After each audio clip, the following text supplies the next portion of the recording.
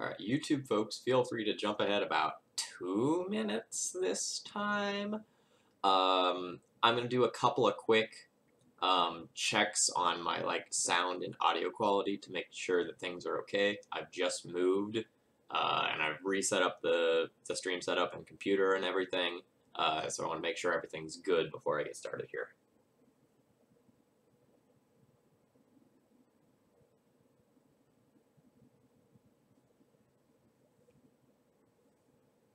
Okay, audio check.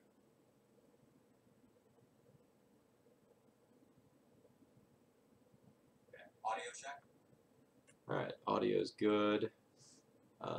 Where are my bounds for camera currently?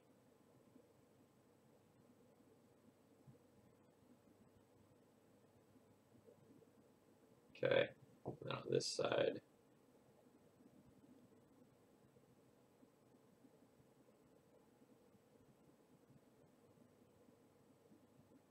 Okay.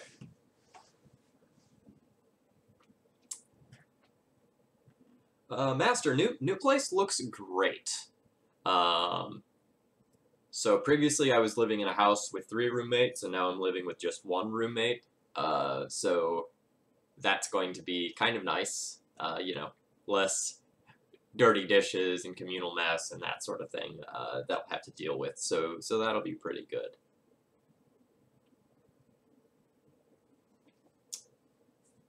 Give me just a minute here. I want to do a couple other small things before I get started.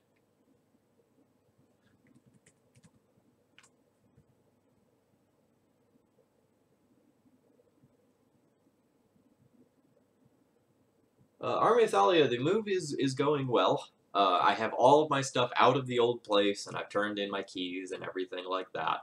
I'm still not quite settled in, but I'm getting close. I'm getting close enough where I want to try a stream and make sure that everything's good, and that I won't have to bump up my internet speed or anything like that.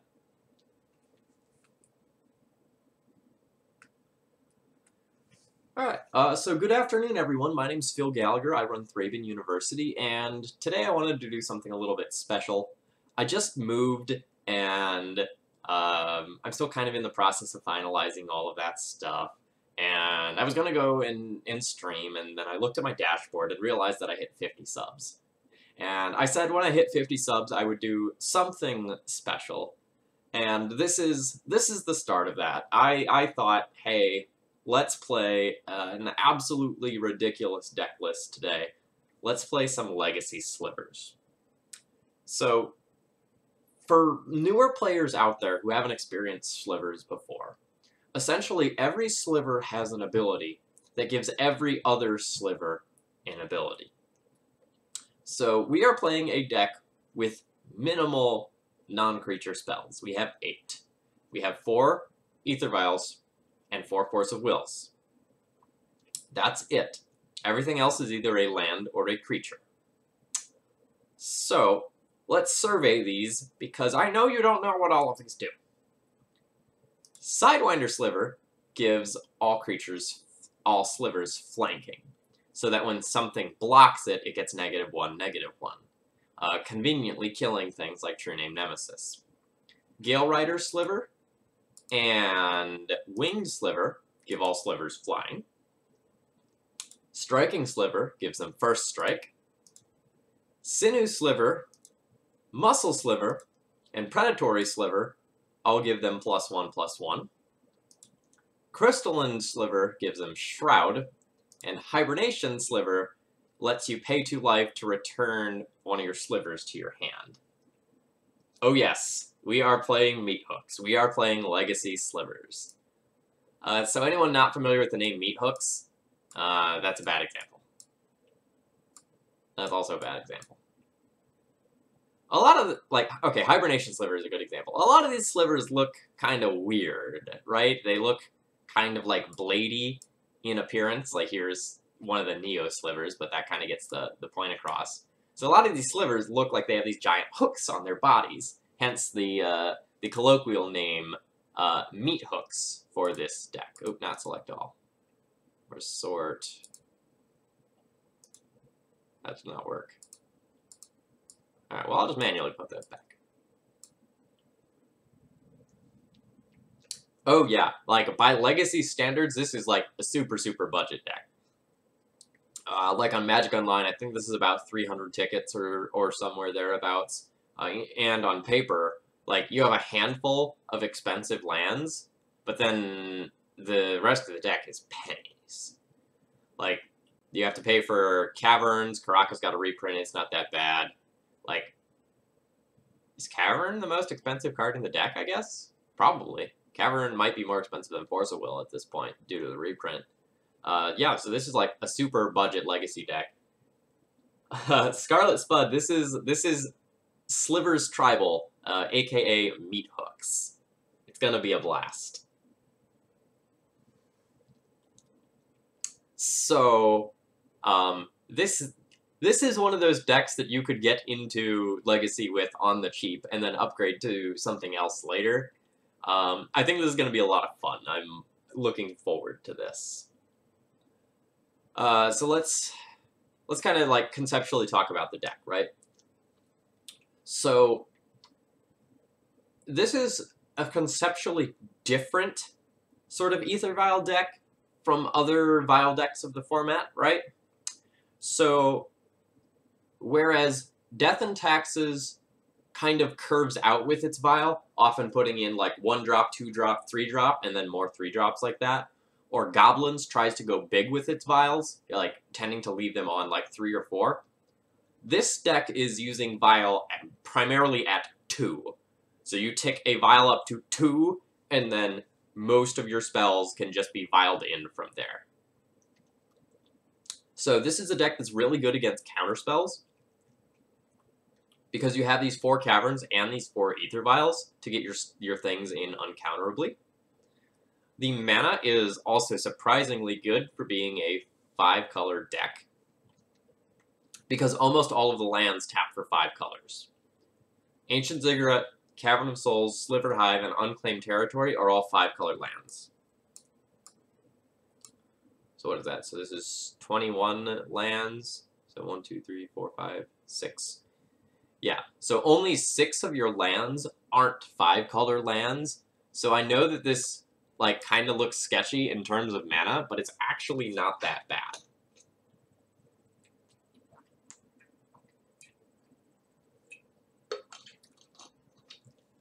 So conceptually, this is similar to Merfolk in some ways. Like, Merfolk's primary angle of attack is play a whole bunch of lords, make your guys big, and kill your opponent. But that's kind of all they do, right? Whereas this deck also gets to give your creatures utility, and that's not something that Merfolk gets to really do. Island Walk doesn't count. Like, whatever.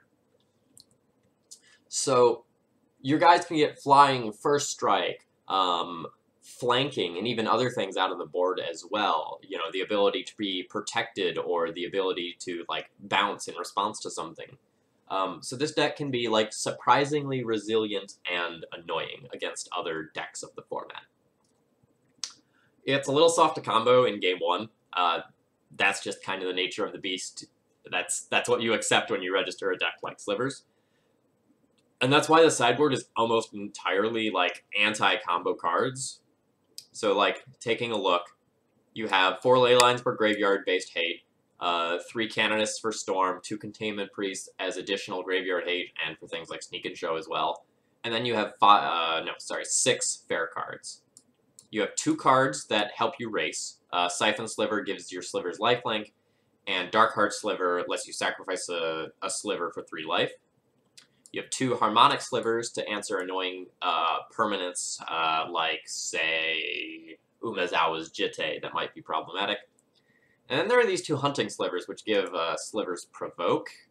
And Provoke says when you attack, you can untap a creature and make them block. So it's kind of an eclectic mix of cards, and we'll see how this goes. I'm going to enjoy this. Nope, Legacy Slivers. Did I change my volume back? I did change my volume back.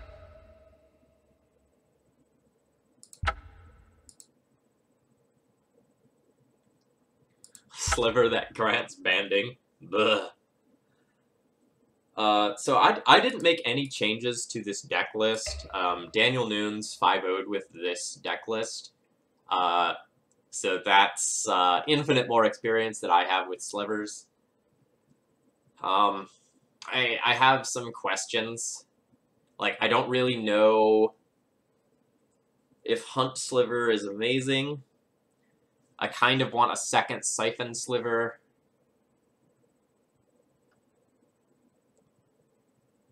I don't know if, like, Containment Priest is my best option for some hate versus other things, but, like, I have almost no experience playing this deck, so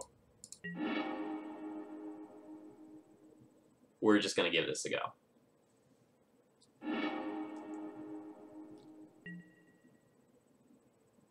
I will keep this. So I have a turn 1 Gale Rider Sliver, which gives all my other Slivers flying. Then I get a turn 2 Lord, and then I have a Mutavault that can attack as well later on.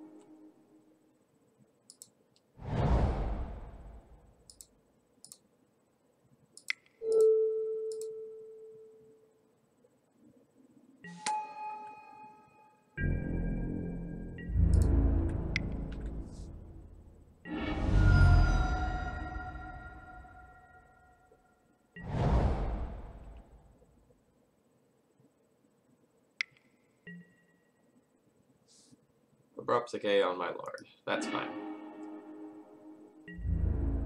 If I draw a second colored source, then playing Crystalline Sliver will be very, very good. Assuming my opponent's playing something like Pile. Probably Bug Pile.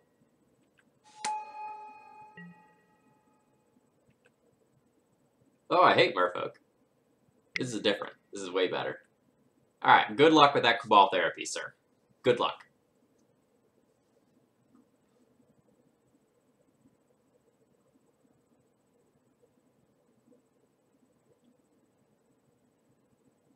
DT24, thank you.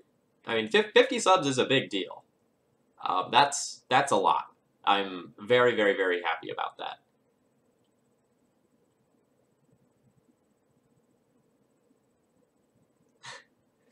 No, Bosk, I think this is... Oh, hey, opponent hit. Good job, opponent. Muscle Sliver is a good name. That is a 4 of in the deck.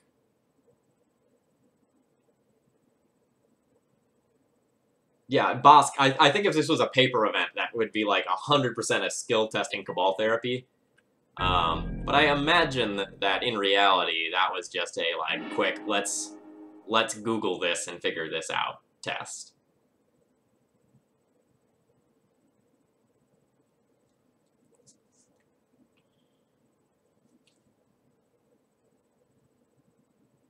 So I don't really want to play my Sinew Sliver and, like, let my opponent know about it.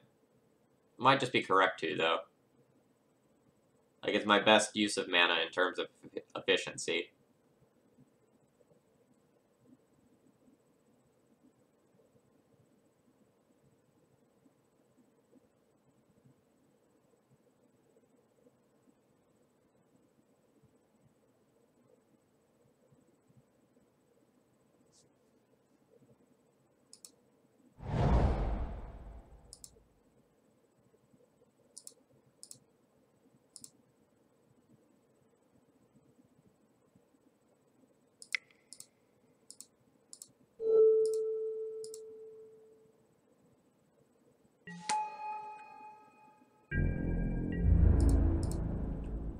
I'm going to go ahead and offer up my Gale Rider Sliver here.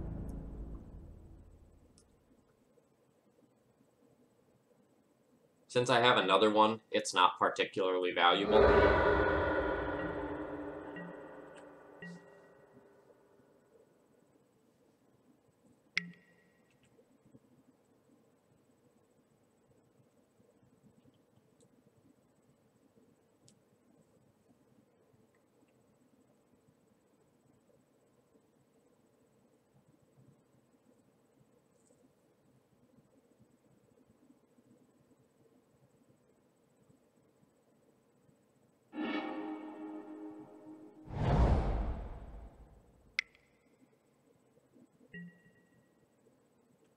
Ah!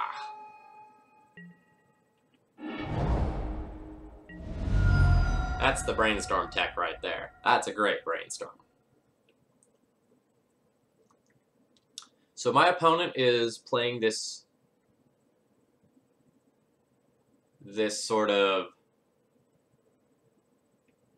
bug value cards deck that has been floating around. Damn, another Strix is annoying.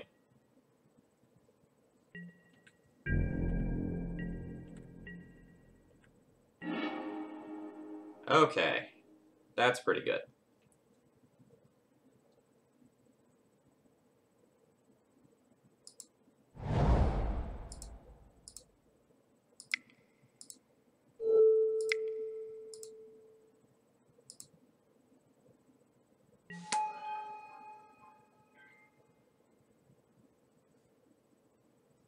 No, it's probably not a Lurin. There's this separate weird, like, bug mid-range, like, Cabal therapy, and I think it had some way to, like, bounce its own critters, like with Ninja the Devours or some crap like that deck that was going around.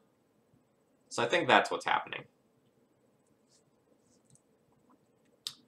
And I think I'm going to offer up a Mutavault for a Baleful Strix.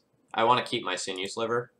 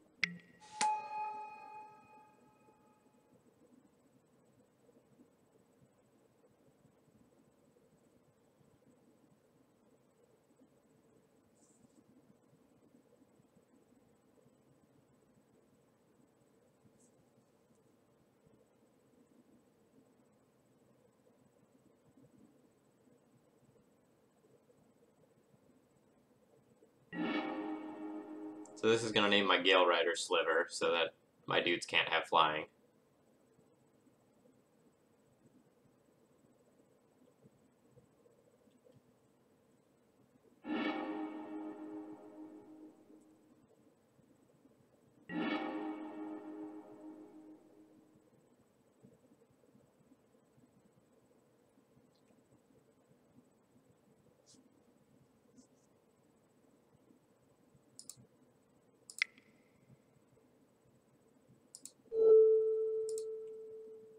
So Ancient Ziggurat can only be used to cast creature spells, so I can't actually use it to activate Mutavault, which is why I cast that the way that I did.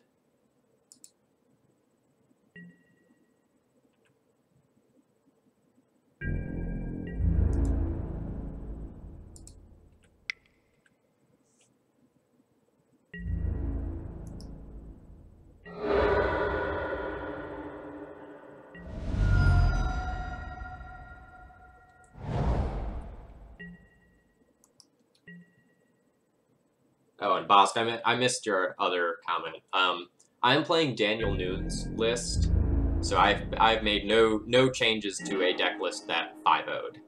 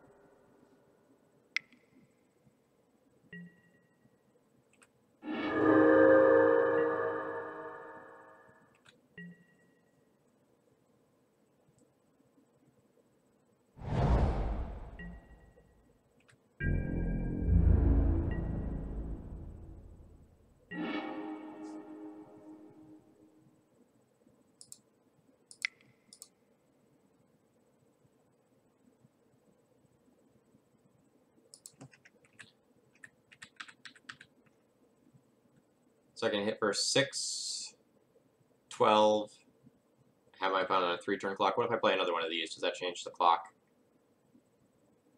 No, because I'd hit for 4 and then 8. I don't think I want to play another card.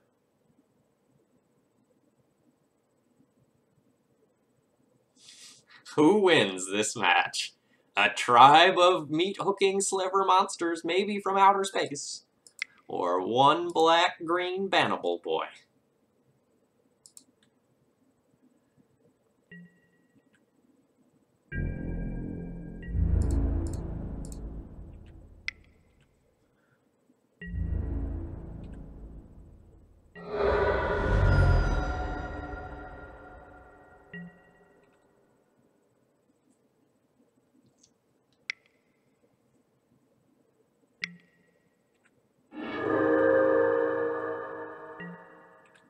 Yeah, basic planes. I was looking for something to play today that was sort of celebratory, and the meat hook suggestion that was in the document seemed, or oh, what was it? The Google form that I sent out. That seemed like a great suggestion for today.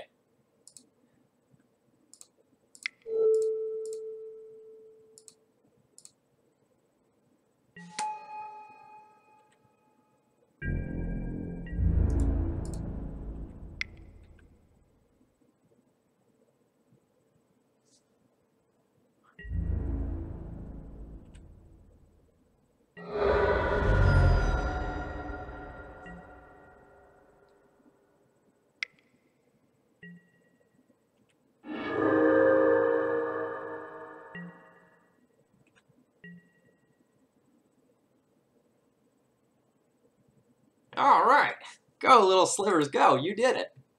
All right, so we're playing against this sort of like mid-rangey bug type deck. What do I want against them? Probably not Force of Will. Do I have 4 mid-range cards to bring in? I guess Hunter Sliver could be okay. Just make my opponent's derpy small creatures block my big scary creatures. Oh man, I can provoke Deathrite Shaman. Wait, hold on. I don't know if that's going to work the way I want it to. I have a feeling no, right?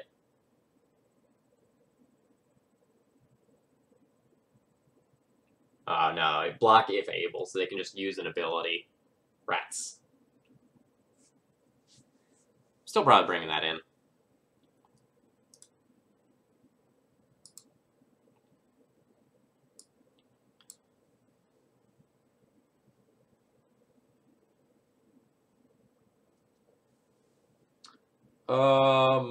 So I don't actually know that they are Alurin. I think they're just a mid-range bug deck with value cards. I wish I had the deck list available still. But I do agree that Harmonic Sliver being able to blow up Strix is pretty sweet. Although Harmonic Sliver is not a May, so when it enters the battlefield, I am blowing up my own vials if that happens. So maybe I don't want 2, maybe I just want 1.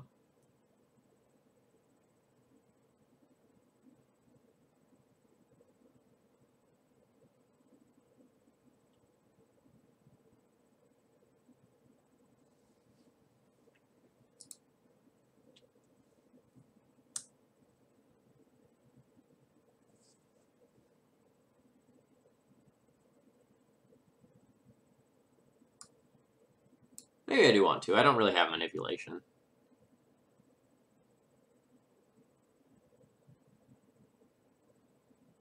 And then if I expect the game to go that long, maybe I trim a vial. Or maybe I just don't bring in the second Hunter Sliver.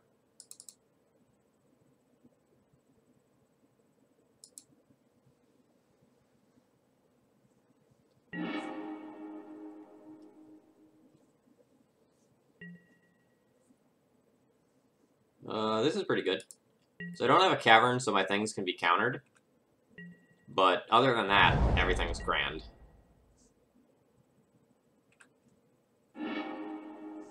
Okay. So all of these produce regular mana, right?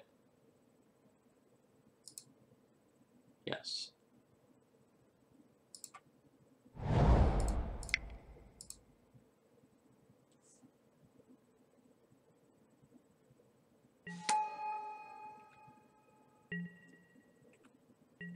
Yeah, so, like, the Provoke's fine, but, like, I was thinking about Deathrite Shaman specifically, and I can provoke it, but they can then just, like, re-tap it, right?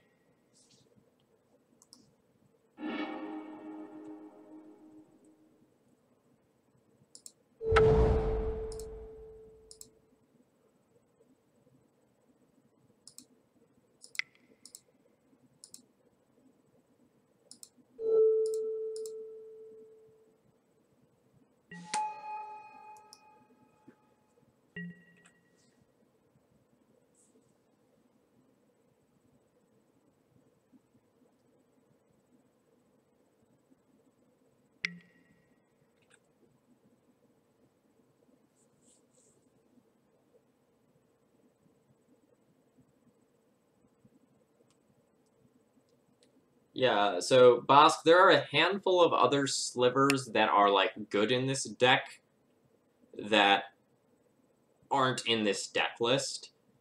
So, like, one of the other times I played Slivers, I played the one that gave Double Strike, Two-Headed Sliver, and that was pretty good. There's also a red one that gives Haste that I've played before.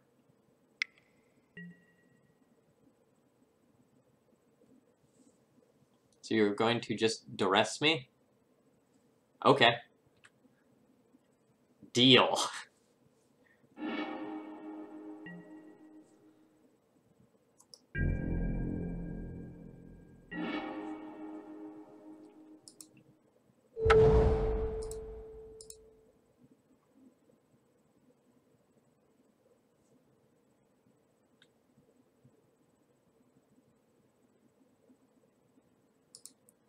So I think keeping Toxic Deluge in mind as a card, I'm going to just play Hibernation Sliver now. And then I'm just going to play Gale Rider Sliver as well. This file's a little late to the party since I've dumped out most of my hand.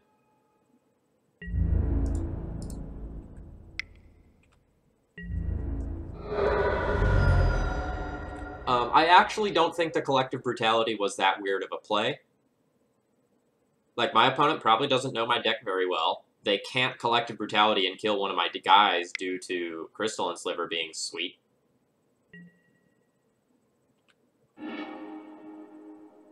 Ah, you have one big boy.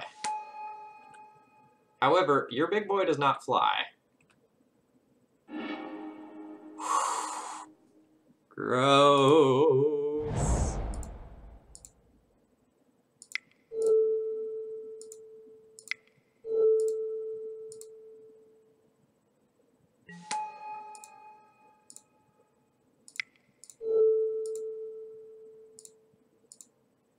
What is this rebuild you speak of? I only know how to do one thing, and that thing is murder.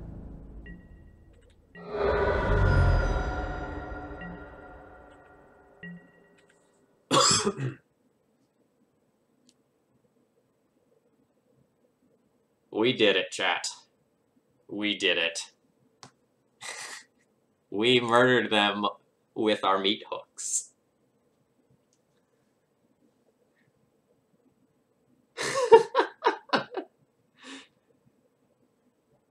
Yeah, like, if I hadn't have hit my 4th land on the previous draw, I might have played my Vial, like, just to ensure that next turn I could, like, put in my remaining 2 creatures.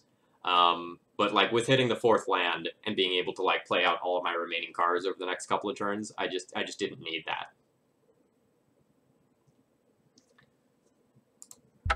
I don't know. Is there a Meathooks deck in Modern?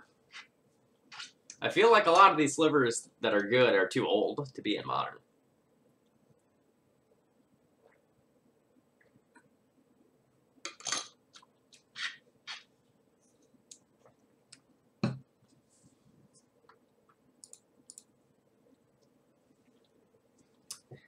Now we need a snake emote.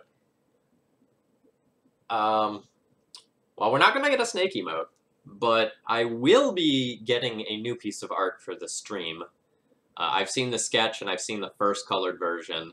I don't have like the polished like final version yet or anything, but it's coming.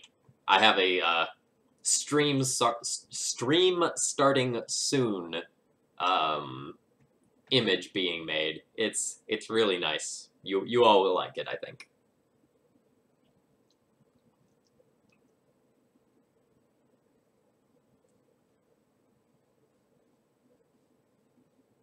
Yeah, so like this deck list isn't playing any of the like high-powered but clunky slivers. So Necrotic Sliver is really good. It basically lets you sacrifice a sliver to Vindicate, and then that's sweet, especially with Sliver Hive. And it doesn't play, I think it's Gemhide Sliver is the Mana Dork Sliver. This deck instead opts for more utility with Striking Sliver and Sidewinder Sliver, which kind of makes sense, right? Like, Sidewinder Sliver helps against things like Baleful Strix and True Name Nemesis that are annoying, and is also, like, kind of a lord, and Striking Sliver helps you fight through some of the other fair stuff. Ooh. Collected Company would be sweet. I've never played Collected Company Slivers. That's fun.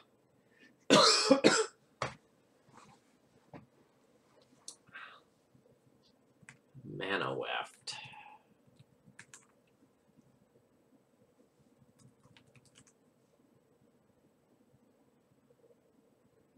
Oh, that's right. That's just like the worst Gemhide Sliver. Oh no, Gemhide was 2. Thought Gemhide was 1. Oops.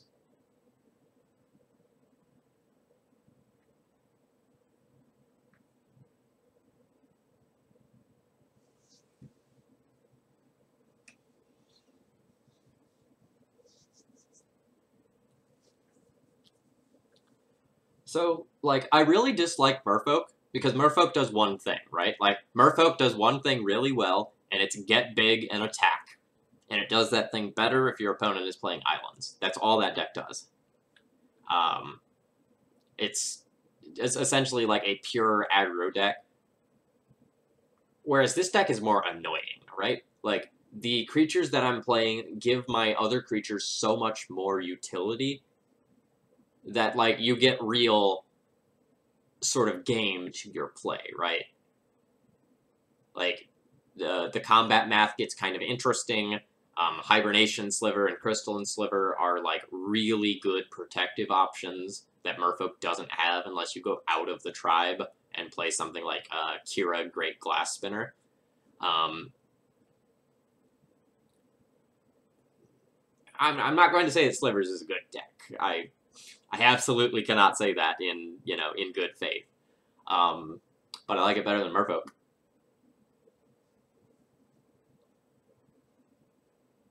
Merfolk does one thing well, lose to TNT. They really don't like to see a Sword of Fire and Ice. I can tell you that much.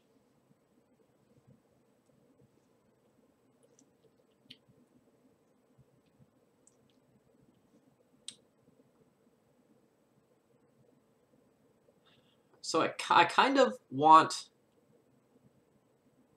one more... I'll talk about that later.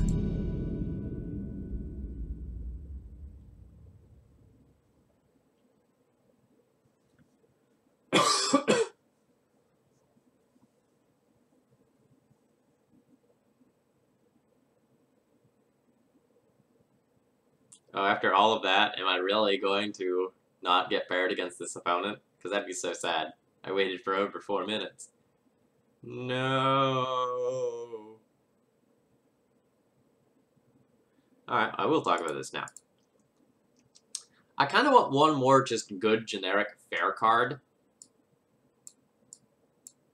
Because, like, Hunter Slivers and Siphon Slivers can kind of generically be boarded in, but Darkheart isn't the best generic board this in card.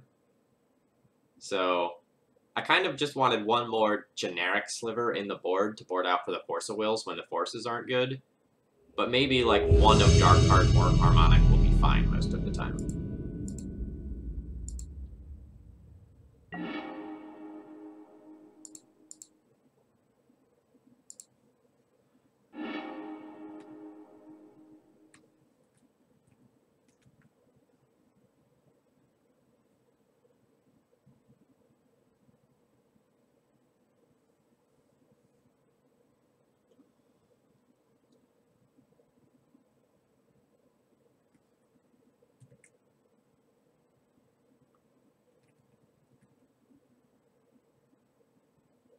I know I've played against this player.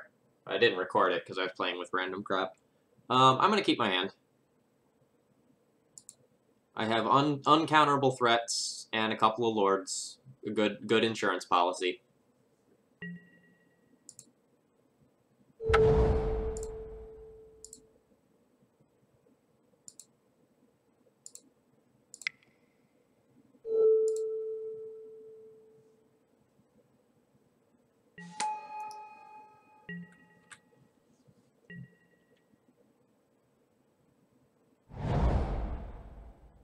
Oh, this is the infect guy.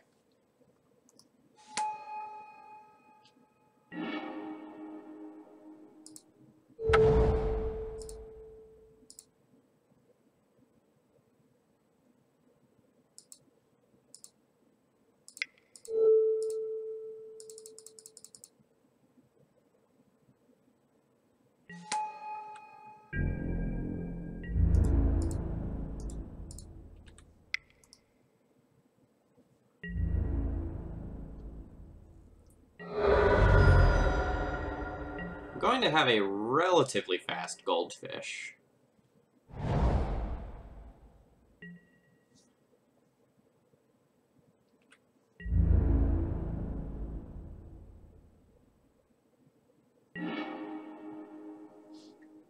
Yeah, we have meat. We have hooks. What else do we need?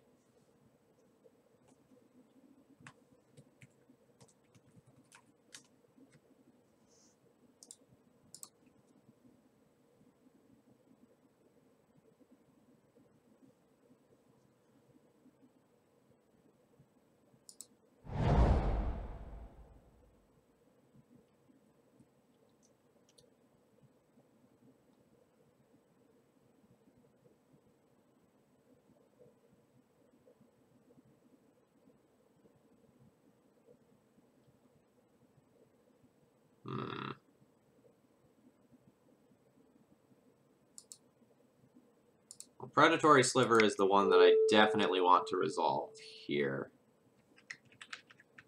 Alright, but I should cast my 1-drop first to play it around days, and then use the other one uncounterably.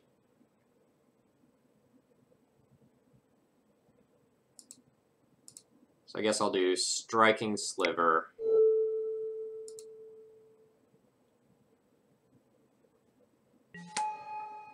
Then Predatory Sliver uncounterable.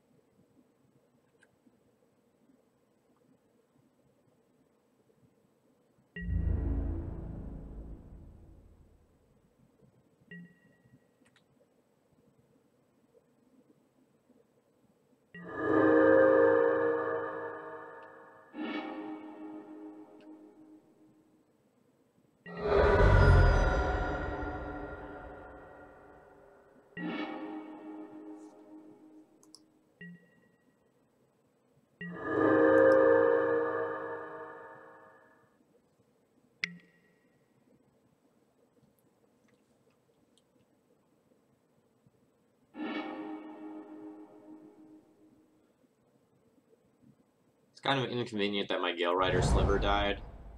So now I can't block the Ink Moth.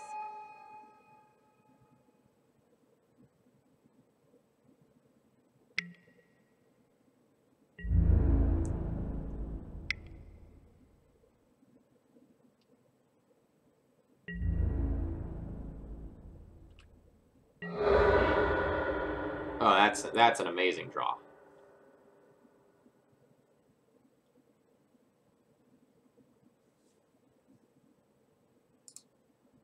So we'll do the same thing and play around days.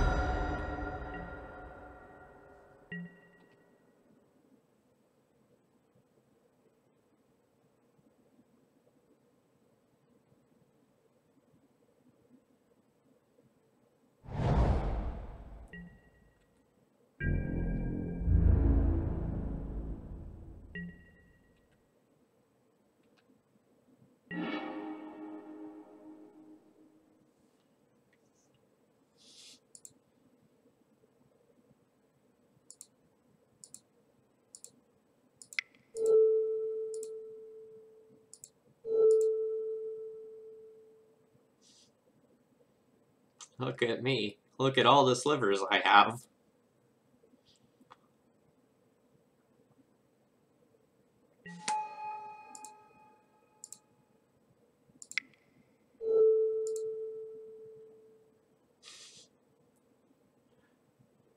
This is fun, chat.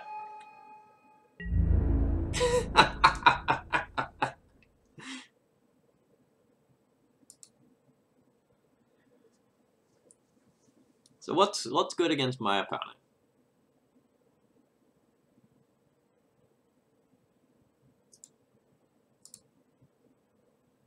Hunter Sliver seems good.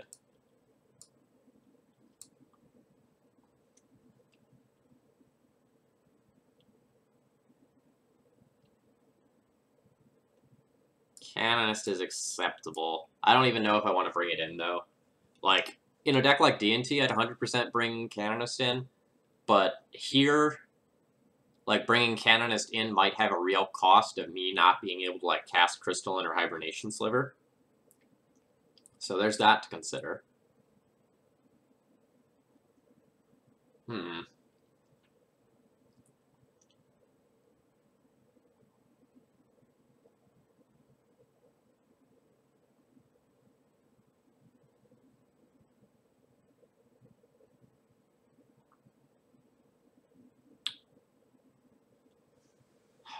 So I kind of want to leave in Force of Will, even though I don't think it's particularly good, because very few of my opponent's cards actually matter to me. I think it's somewhat likely I can get a pretty big blowout with a Force of Will if I draw one. And I have a blue card to pitch to it.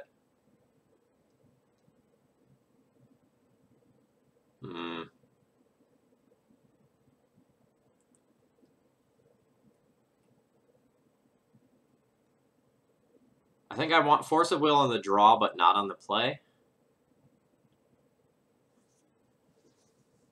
So I think on the draw, I'll just board out 2 either Crystalline or Hibernation Slivers. Probably Crystalline. My stuff's not really going to get targeted.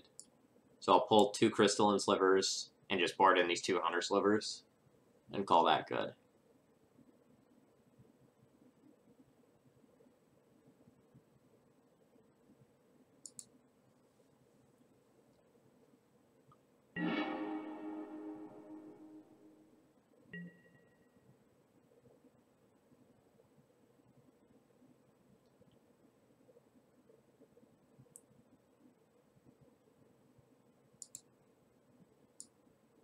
This is okay.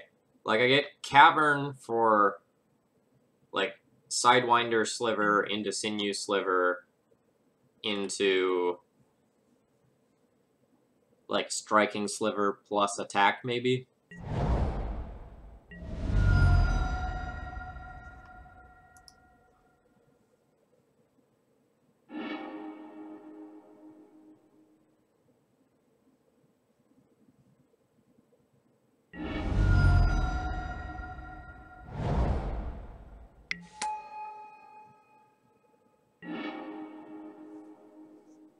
That's actually a great draw. Now I have something to pair with the Force.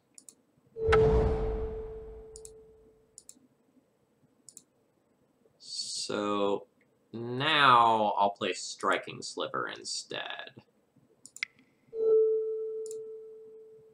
So that it can, like, block the Glistener Elf successfully, or force my opponent to use a, like, pump spell on it early.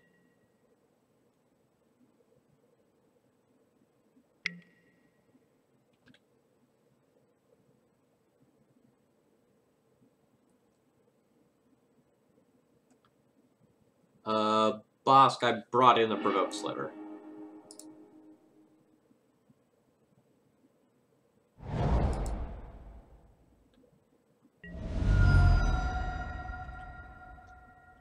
Pendelhaven's really annoying, because that means that Striking Sliver can't just, like, wall that, even if I play Sinew Sliver next turn.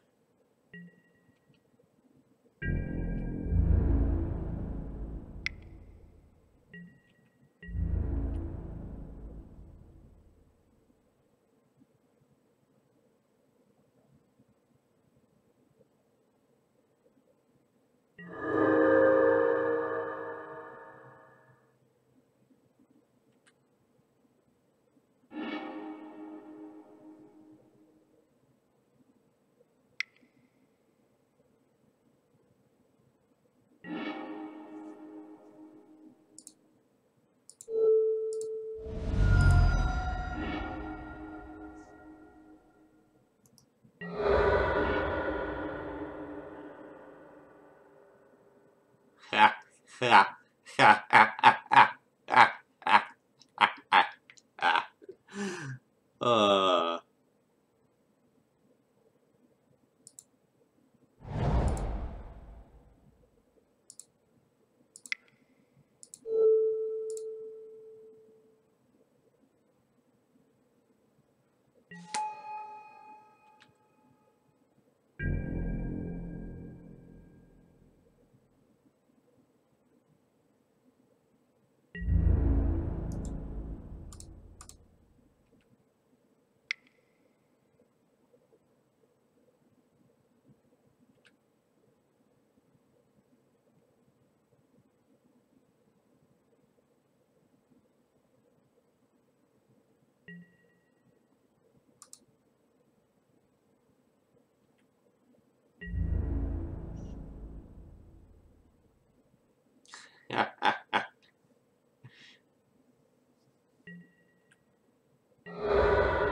This is great.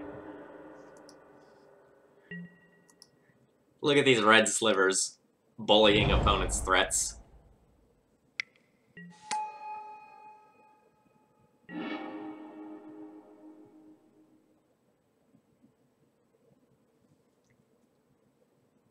Oh man, and now I can play both Sinew and Sidewinder, and then, like, kill my opponent's dude. Neat.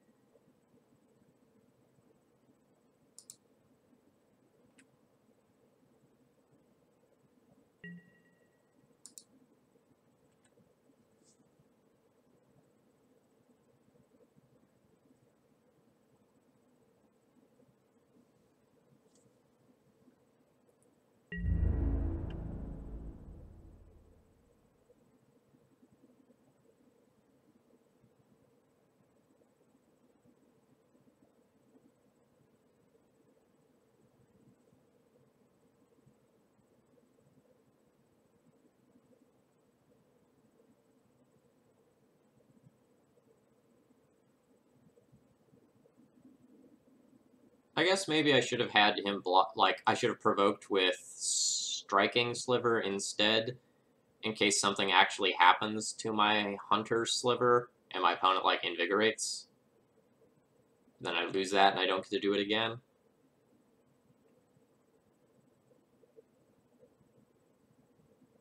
But it might be kind of a wash, because the first strike plus flanking is pretty sick as well.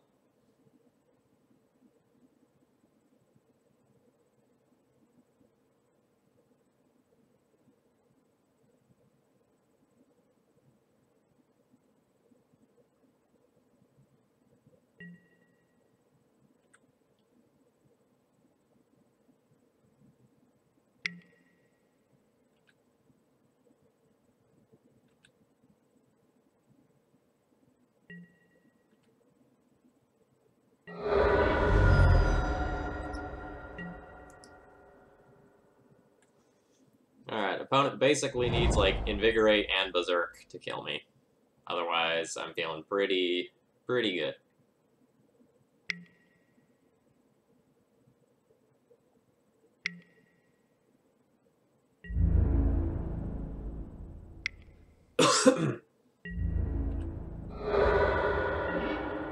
Oh, I did take that early infect damage. Oh no, am I just gonna die? So 2, 4, 6, 8, 9, 10, 11. I can only hit for 11 here.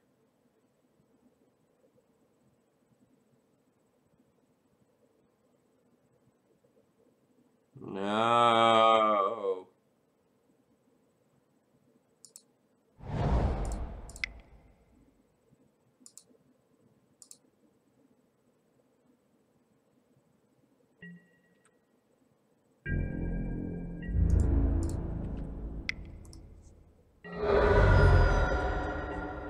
We'll make my opponent see it, though.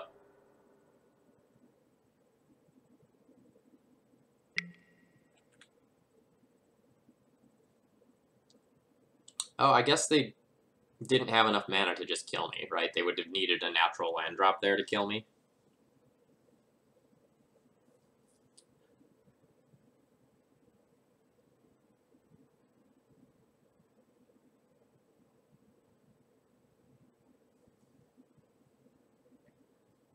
So I can die to an Invigorate.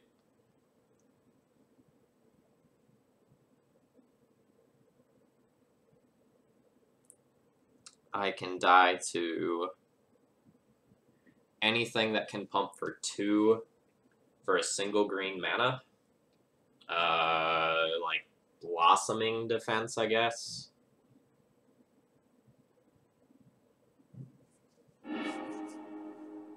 Not...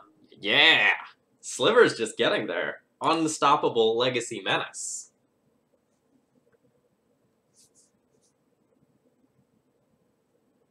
Well, Bosk, I don't die to the land, right?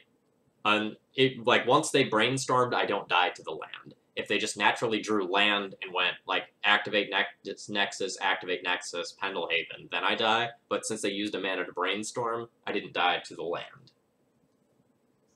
At the beginning of the turn, I would have, though. I would just like to take this moment to say that I have not dropped a game with Slivers yet. We are 2-0-4-0 with this great deck.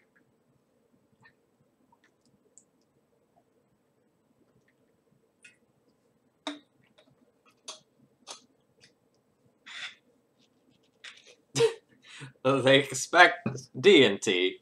They keep these hands that have, like, 17 Dread of Knights. And then I just play Gale Rider Sliver and pass the turn. Got him.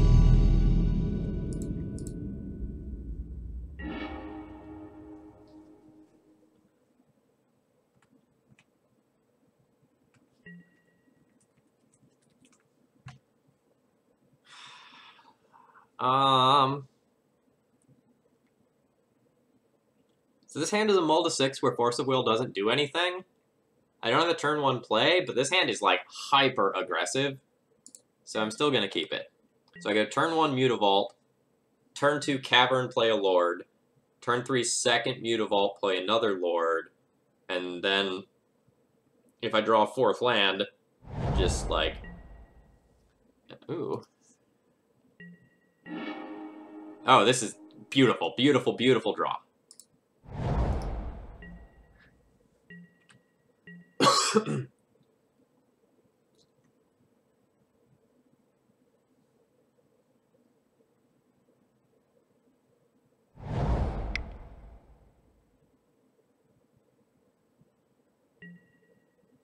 Chalice on 1. That's gonna resolve.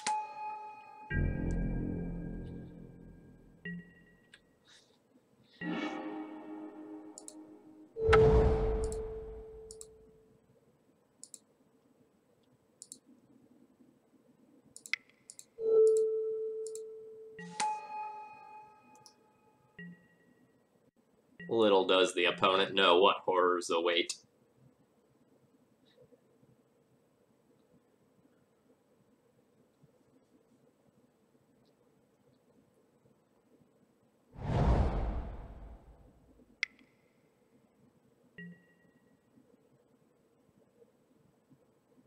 How do I feel about Trinisphere?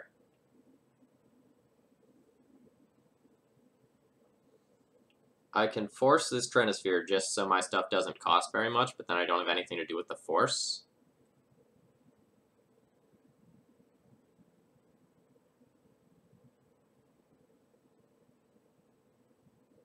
Or I can just let this resolve, and then maybe use the force at some point later down the line. I think I'm going to force this.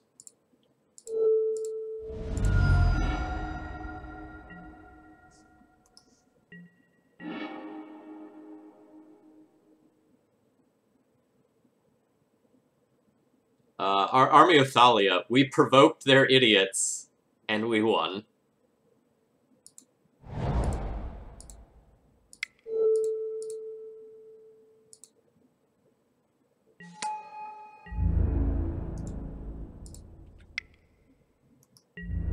Yeah, I get that. I didn't say that, but that was my reasoning as well.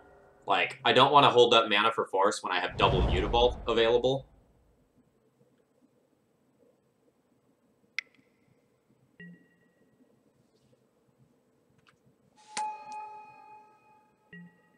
Alright, so Thought Knot is going to get my Sinew Sliver.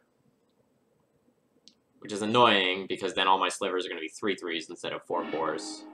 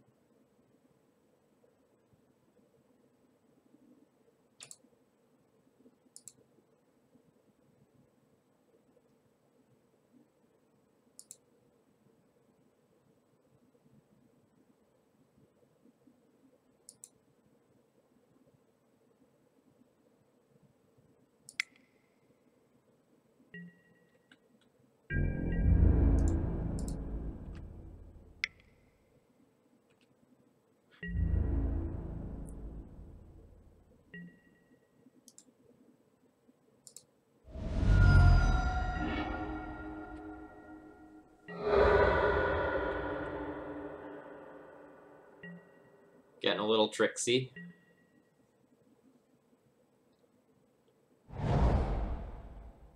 I probably need to, like, actively push damage before my opponent just plays something stupid that I can't ever beat.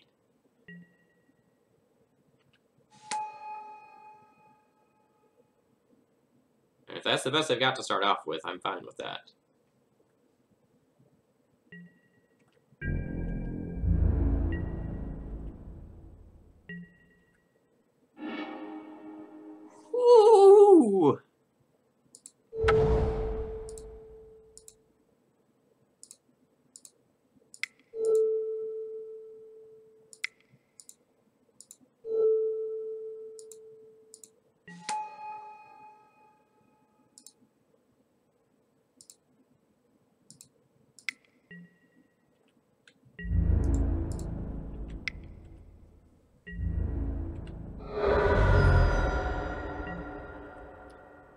The blue-white Stoneblade deck with Back to Basics felt pretty good.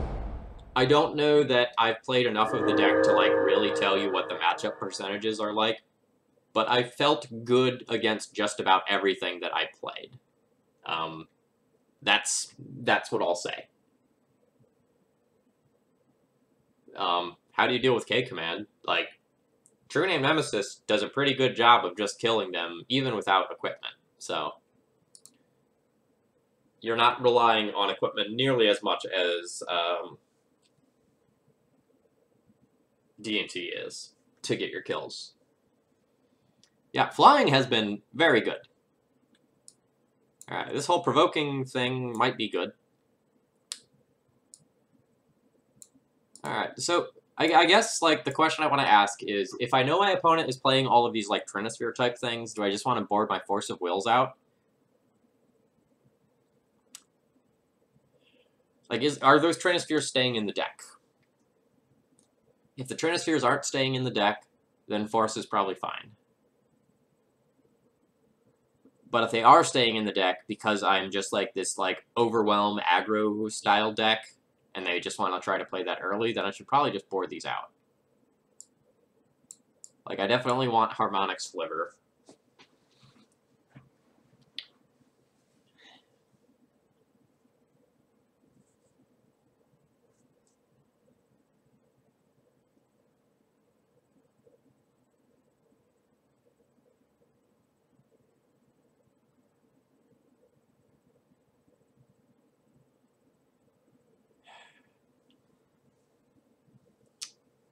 Yeah,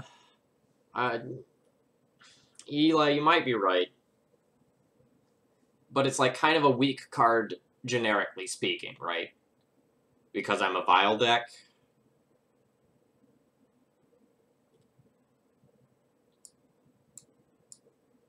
I think I'm going to board these out. And board in those Hunter Slivers. So that if they stall the board with a Thought-Knot Seer, I can just, like, get it out of the way using, like, First Strike and flanking.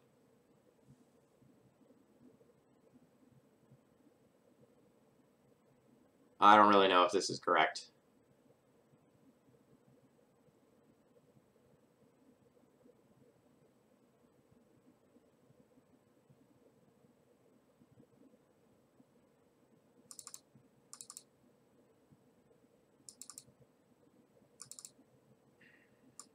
I'm too scared of some of those big bombs.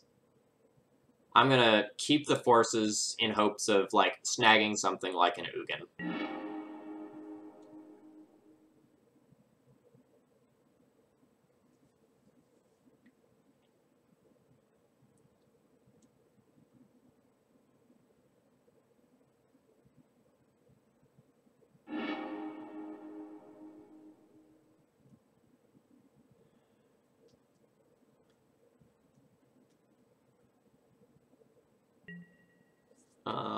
My opponent's mulliganed, and I'm gonna keep this.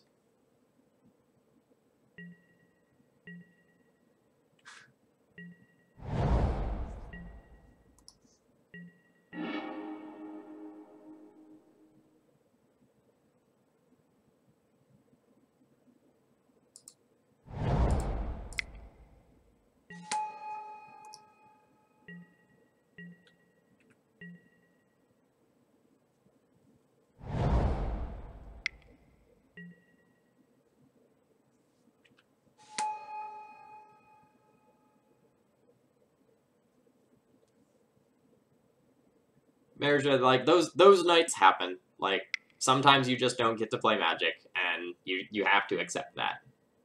Ooh, Voltaic Key with Monolith is stupid good.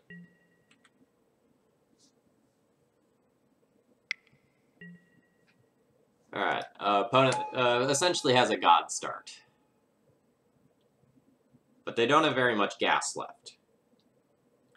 So I'm going to lose my Predatory Sliver here. I'll play a second Mutavault, tick Vile up, next turn tick Vile up, and then my plan is just bash in with some Mutavaults that hopefully get bigger or flying somehow, and kind of hope that my opponent bricks.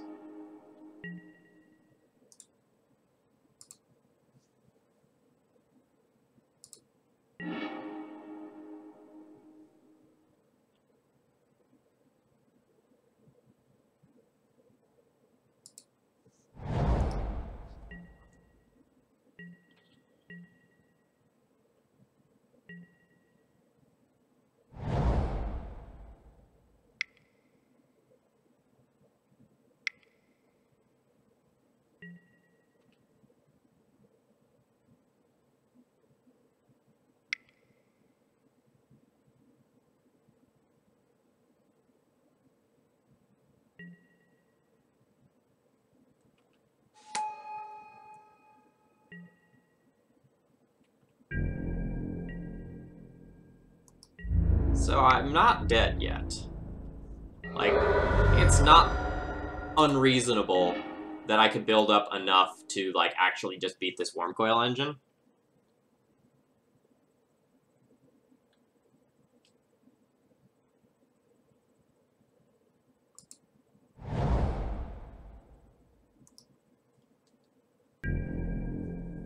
I need to survive for a couple of turns. Like, I think I will...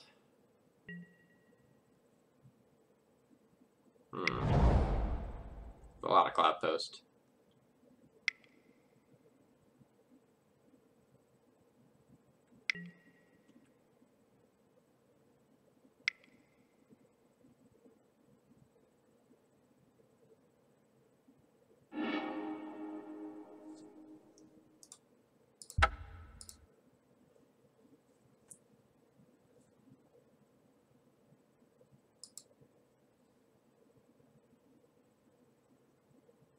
Alright, so I know my opponent is playing Worm Coil.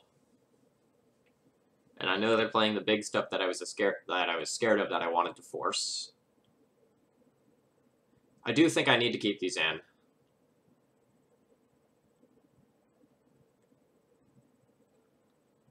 Crystal and Sliver isn't amazing. Like, giving my guy Shroud isn't gonna matter that much. Like, it can for Walking Ballista, or Ugin target, or Ulamog target.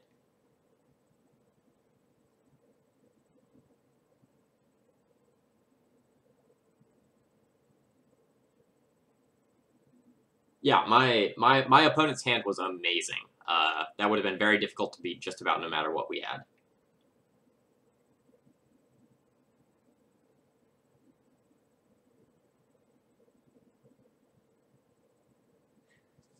Although I guess if I'm keeping in these forces, I also kind of need to keep in the blue idiots to go with it, right?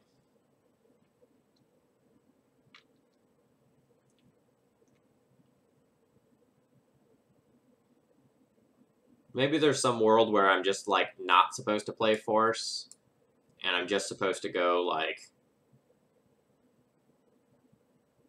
play more idiots and just try to get the goldfish as quickly as possible.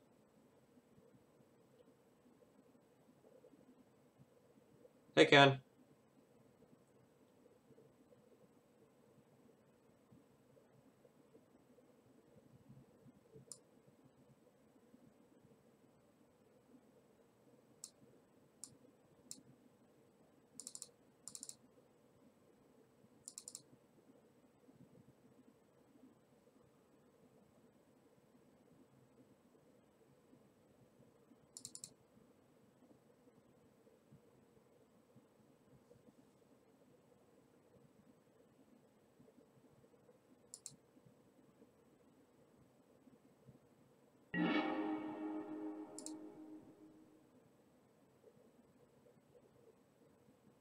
Alright, I have a triple Lord hand with a Mutavault as well. That's fine. I don't want to see 4 lands, but if one of them is a man land, like, I guess it's fine. Really hoping to not just draw infinite lands this time.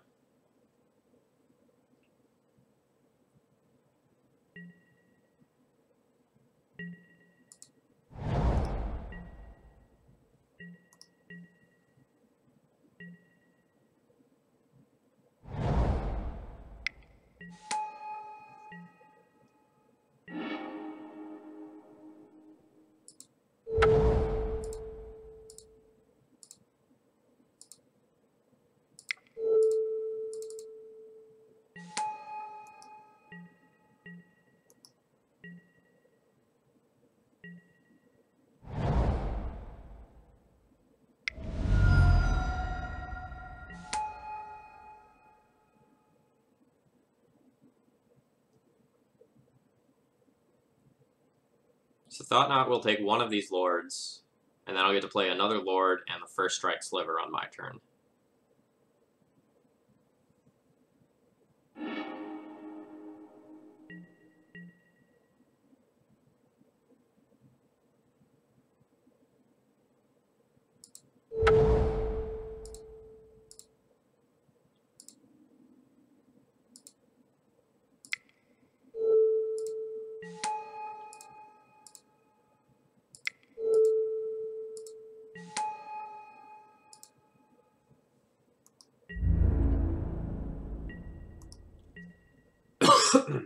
So now I'm just like one, like, flying sliver or one lord or one bounce sliver away from just, like, decimating this game. And Endbringer isn't even that scary, oddly enough.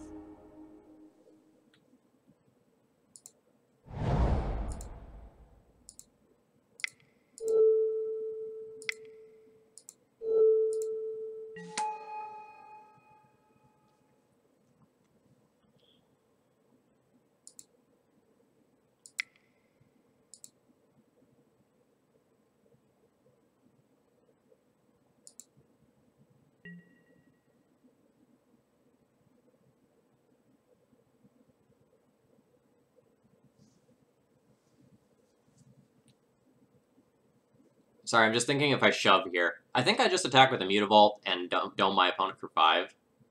But I can attack with everything.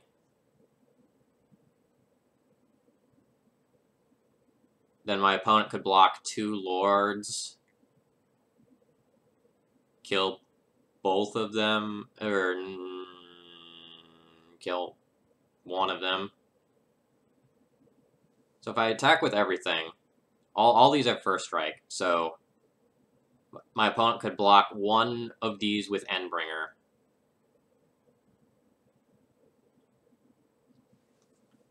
Yeah, it's probably just worth it to shove. And my opponent will take 5, 9, 10, 11, 12. My opponent will take 13 here. And then I can probably press the last couple of damage even through Endbringer. After sacrificing 1 lord.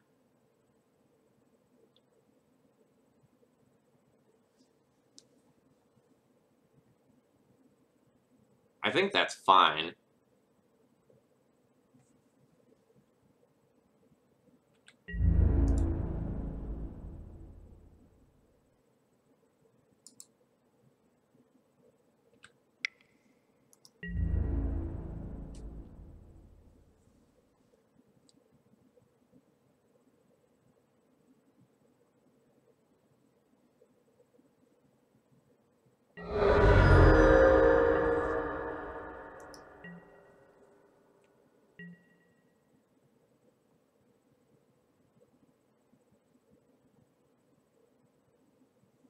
This Ancient Tomb is basically off now.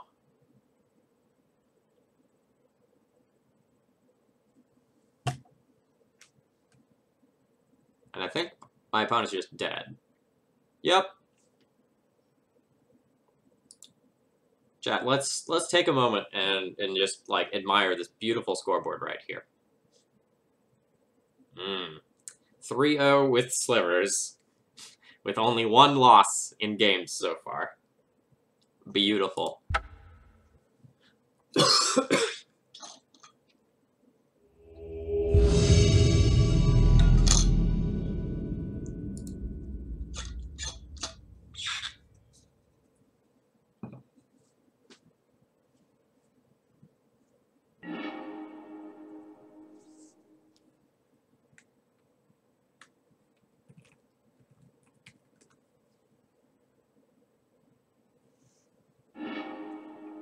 If anything, Daniel Nunes broke the format. Well, this hand has no slivers in it, and we're playing a deck called Slivers, so I'm going to mulligan this one. This hand's pretty good. Do I want that 3rd land?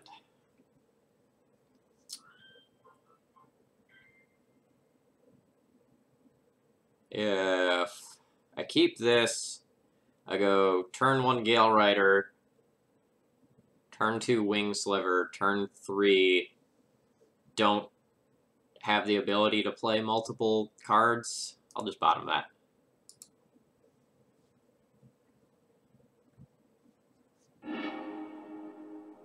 Chancellor of the Annex. Uh-oh. Please don't go off on turn 1.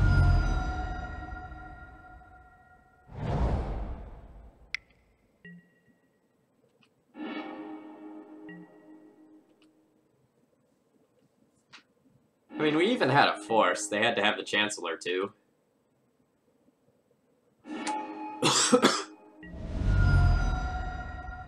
Okay, There are very few worlds where I beat a resolved Grizzlebrand unless I draw Caracas.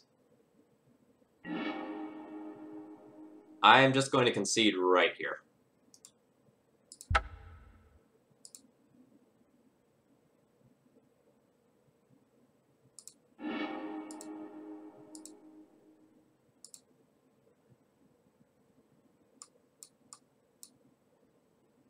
Ley lines. Good. Containment Priest. Good. Canonist, eh?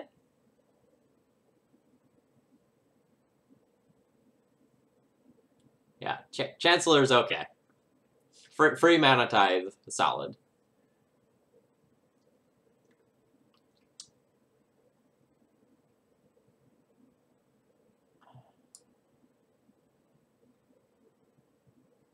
Canonist good enough. Canonist is, like, not amazing.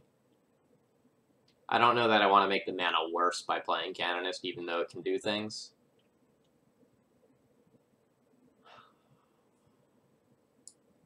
So the flanking Sliver probably does basically nothing. The first strike Sliver probably also isn't great.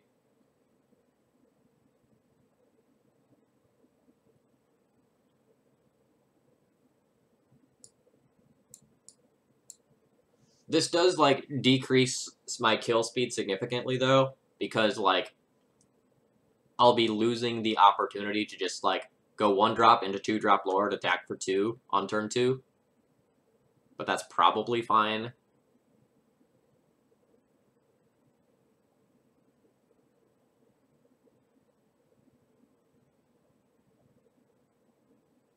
Yeah, like, if you're playing D&T, like, Canonist is probably better than a bunch of your 3-drops, but here, where we want to mostly name Sliver with these things, I do need to just, like, respect the like, density of the core of my deck. So I think this is all I'm going to do.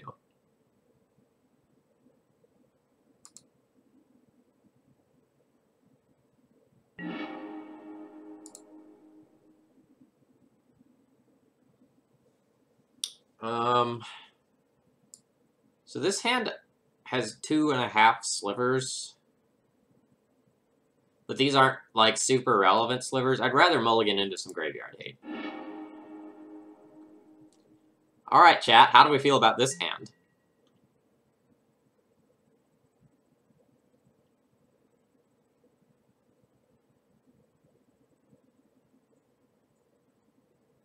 I'm keeping the shit out of this hand.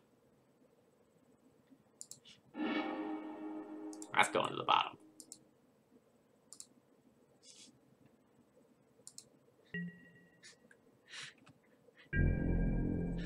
Your move, Mr. Stone Peanut!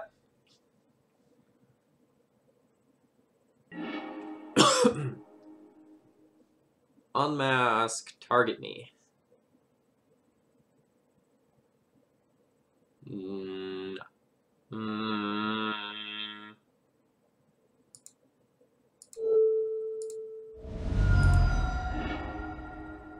You don't get to know about this Vial and this Containment Priest. Those cards matter to me quite a bit.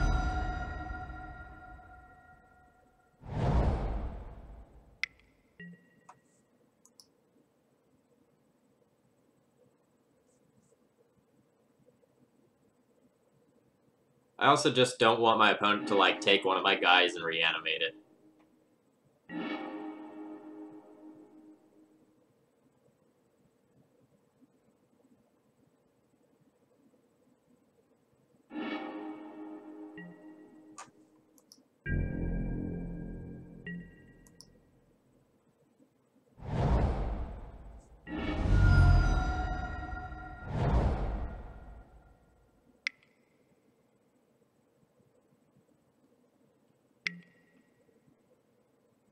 Yeah, see, that's what I was afraid of. Like, the Containment Priest is good against the Vial.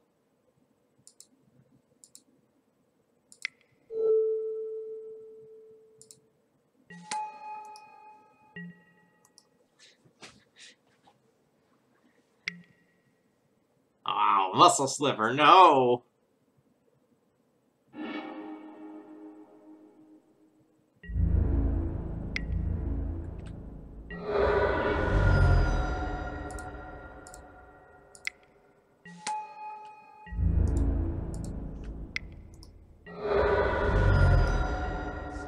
This is gonna be a long game.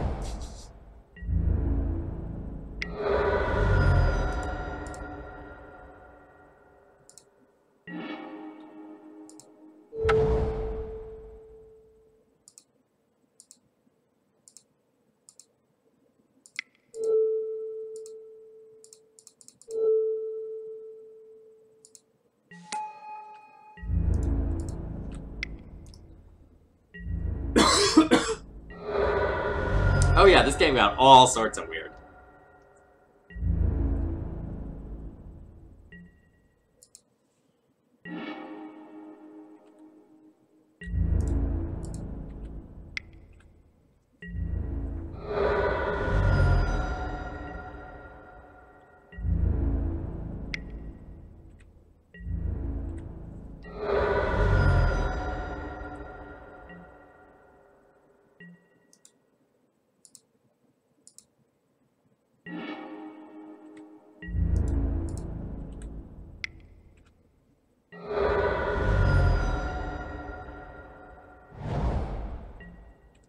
I don't think I would have played that land if I were my opponent. I'd keep it for, like, faithless looting purposes.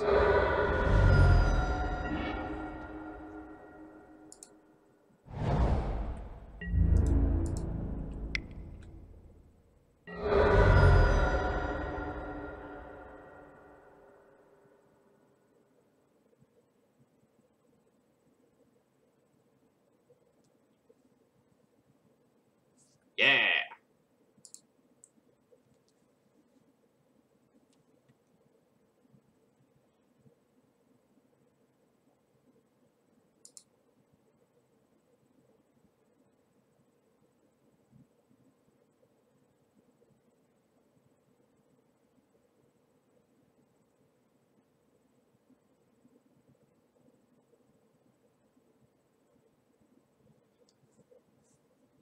So Aaron, I think my opponent was 100% correct in taking the Containment Priest, right? Like, if they answer my Leyline, then, like, they get to do sweet things by getting rid of my Priest, or if they don't get to answer my Leyline immediately, they shut off my Vial, and I didn't have a second land at the time, so that was really good.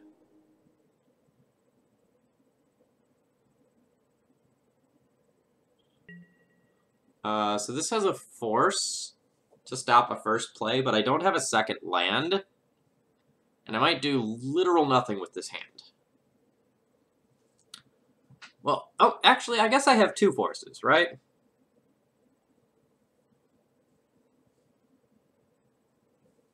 Maybe this is fine.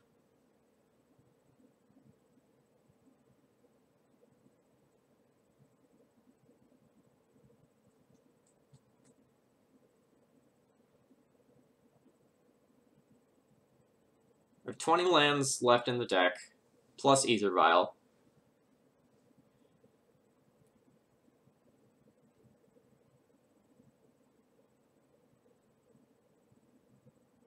Keep or mull, chat. Keep or mull.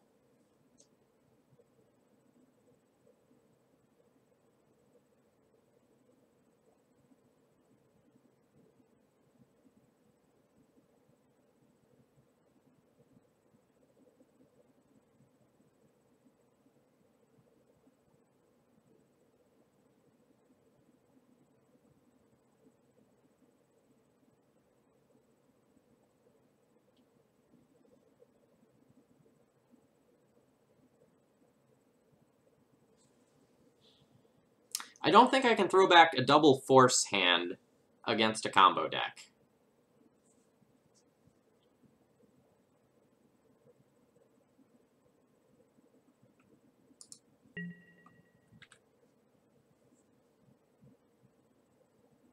So there's no Chancellor, so that's good. That means my Forces actually do Force of Will things. Unmask targeting me. Alright, you can have the first Force of Will.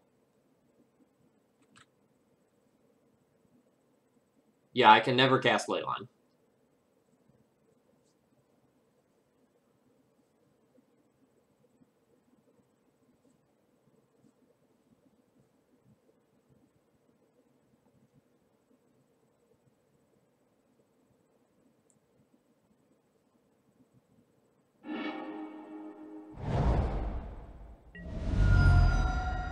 They took Predatory Sliver.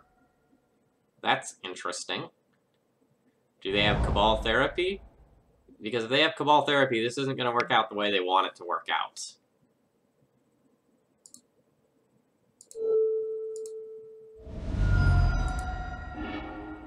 Because I just force that and keep a force. That doesn't actually get rid of both forces.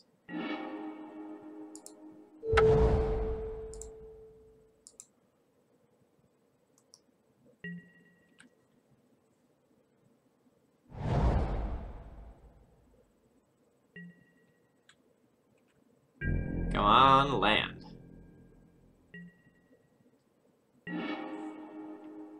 Never didn't have it.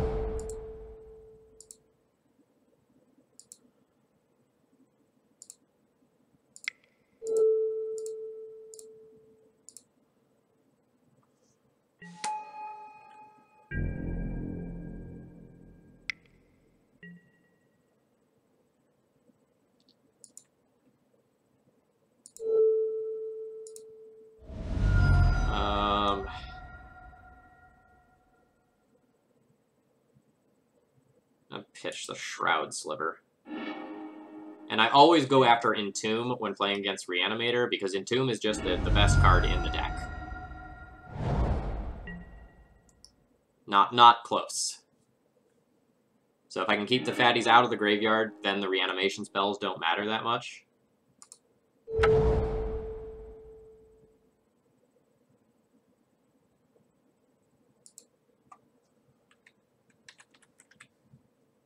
Now I'm going to name Human in case I draw Containment Priest, since I already have double Sliver available.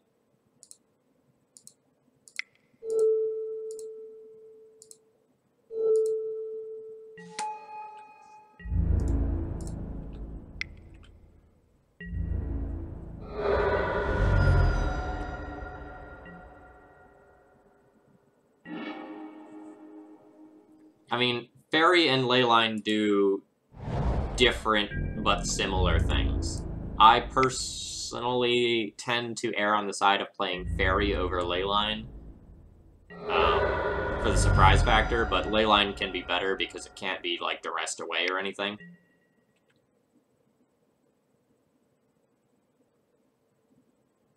Now I'm getting super punished for not getting, or for getting the Caracas.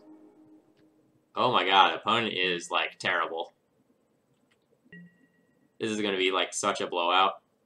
Please reanimate this Elesh Norn and lose life for doing this.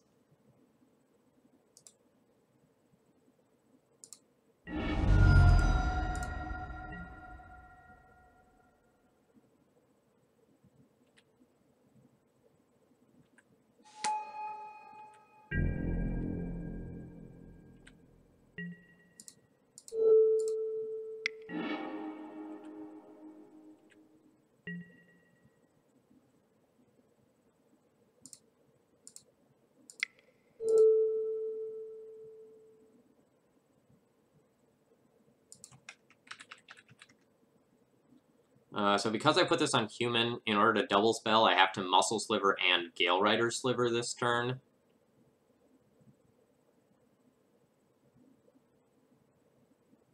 Which I think I accept. The awkwardness associated with this.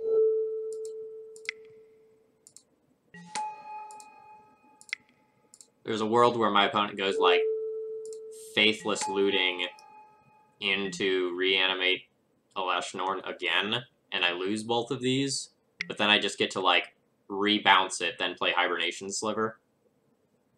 And my opponent's down a couple of cards in exchange for my cards. So I accept this.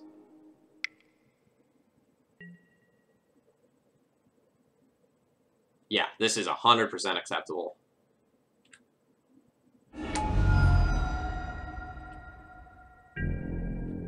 Because it's like my 2 creatures just attacked for 8. Or for 7.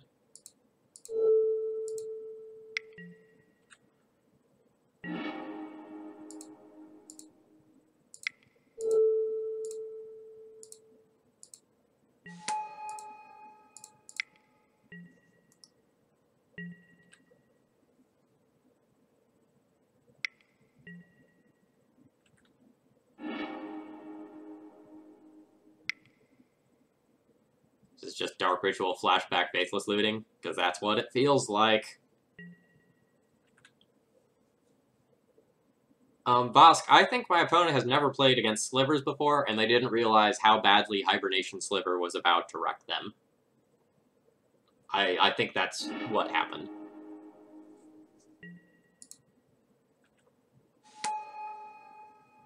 Please reanimate 1 Grizzly Brand. They did not want to reanimate 1 Grizzly Brand.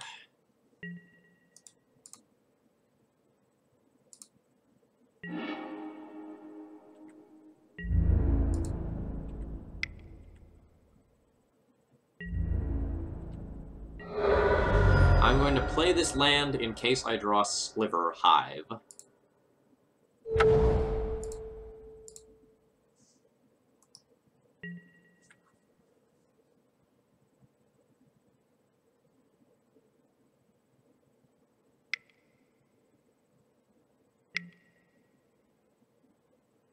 Animate dead, targeting a Leshnorn.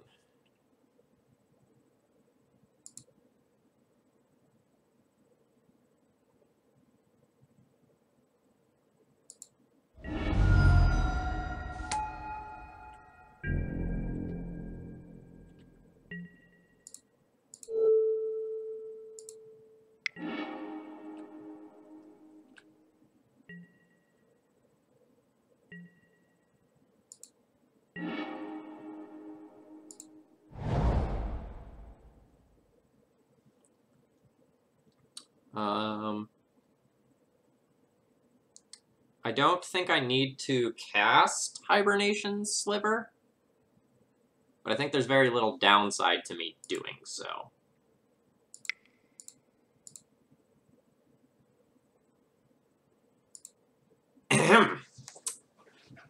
Chat, let's take a moment and once again look at the scoreboard.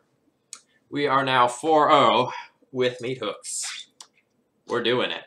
We're doing it.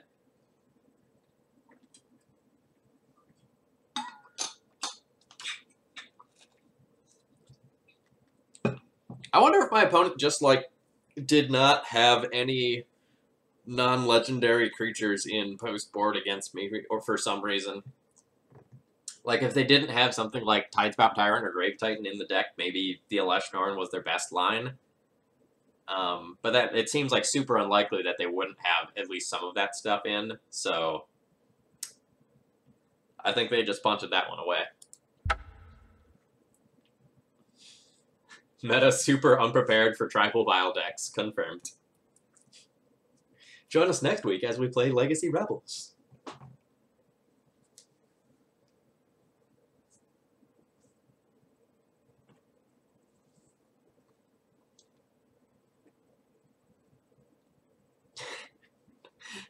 Metagame well prepared for Goblin Lackey, as everyone dusts off their set of 1/2 Planeswalkers for 1 mana.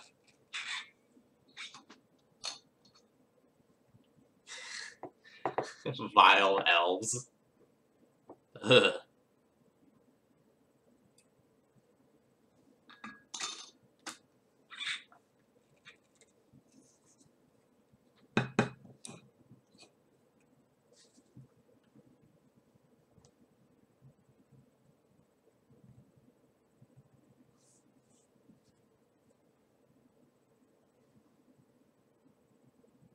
Oh, Ken, we know Slivers can 5-0 because Daniel Nunes did it. This is a 5-0 deck list. But let's see if we can get it another 5-0 and again give Slivers some traction.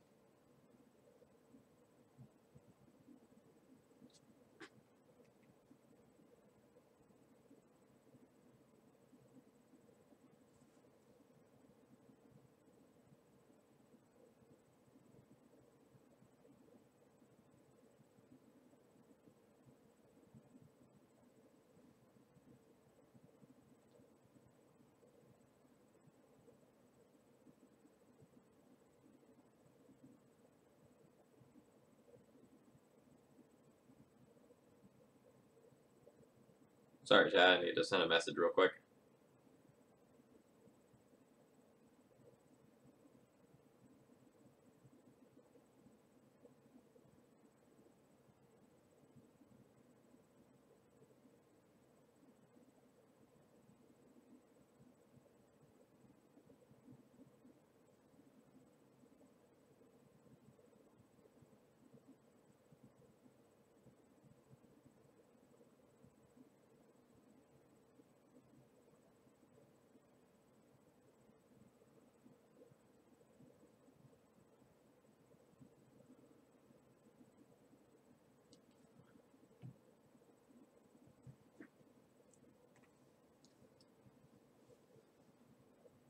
So, Tales of Dawn, if you want to get better at Magic, one of the best things that you can do is buy in on Moto.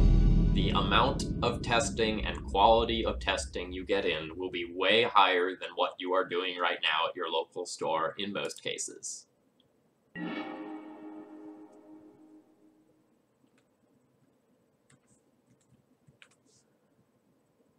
Alright, opponent plays Miracles.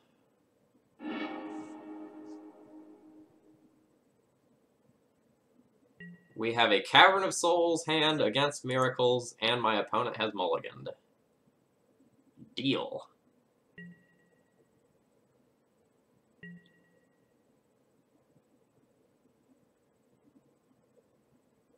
Like, buying Tomoto was one of the best decisions I ever made for my skill as a Legacy player.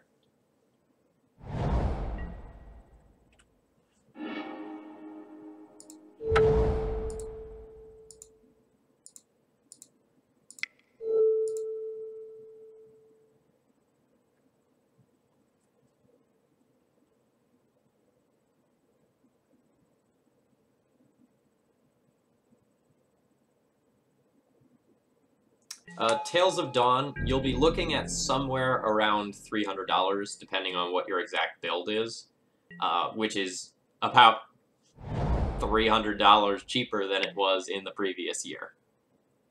So it's really not all that much. It's gone down so much. And if you're looking for cards, and you're like seriously considering buying in on Moto, consider Card Hoarder. They're bros. And they let me borrow weird cards like all these Slivers so I don't have to buy them, and I can make quality stuff for you. And a shameless plug. But really, Card Hoarder has treated me very well. Their customer service is great, and it's really easy to buy through them.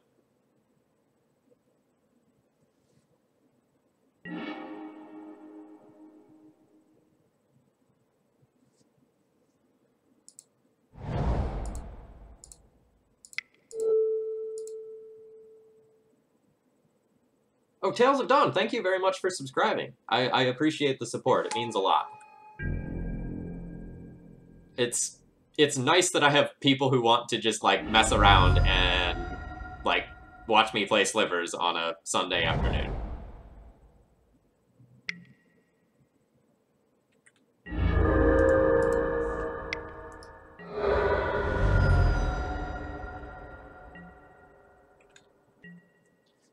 So, like, Farish, just to follow up a little bit more, your initial deck that you buy will be about $300, and then after that, assuming you're a decent player, you will just use your winnings to buy any other flex cards that you want. So, like, after I bought my deck on Moto, I've never spent another dime on Moto.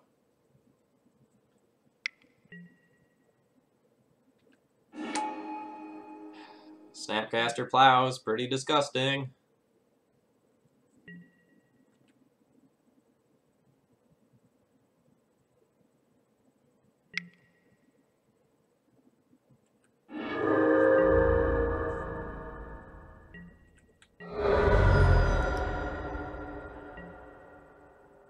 This matchup probably isn't easy, but it's probably not unreasonably hard either.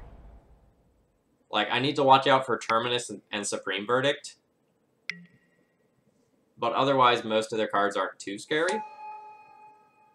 Like, God, if they just, like, Brainstorm here and don't bounce my Gale Rider Sliver, and I get to, like, go double Lord, kill your Jace, that'd be so sweet.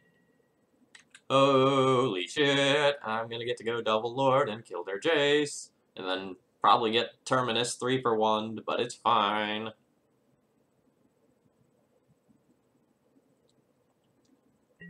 So I guess on that note, I should probably just go, like, single Lord, then activate Mutavault and kill Jace that way. That's probably just better.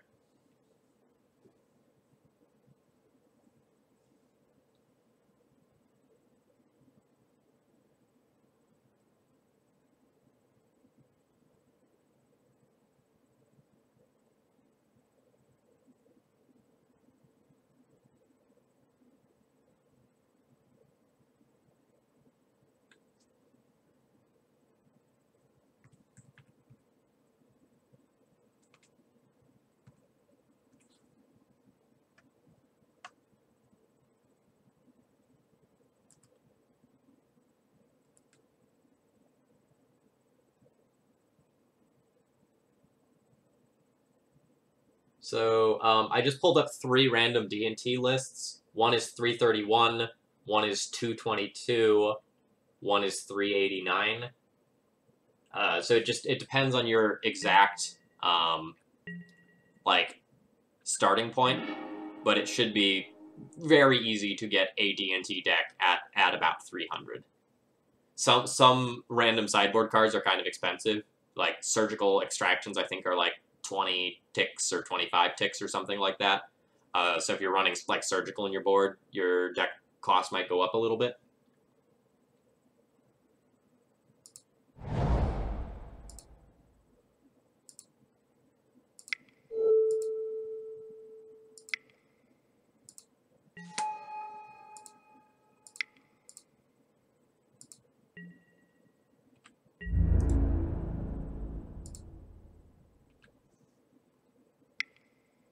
Oh no, I didn't need. Oh no, the Mutavault grew. I just wasted 2 damage. I'm an idiot.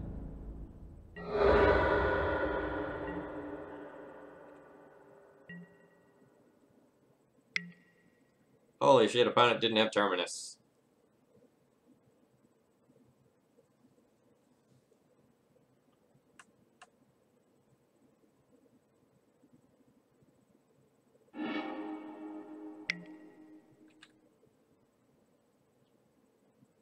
Yeah, Tales of Dawn. I will be so bad if I will be so mad if I like punted away a 5-0 or something like that.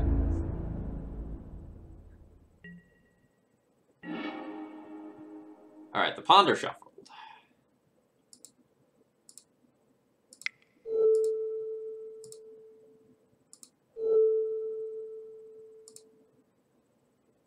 How about all my boys are Shroudy boys?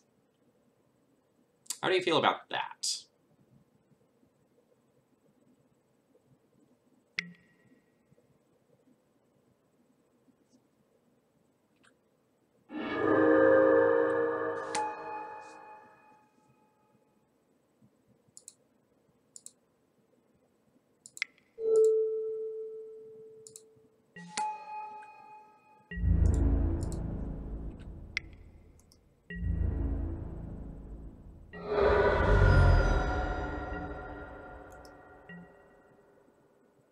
Yeah, Crystalline's great. We basically only fear Terminus now, and we know my opponent doesn't have one. We know it wasn't on the top of their library. Well, we highly suspect it wasn't the top card of their library because they shuffled with Ponder.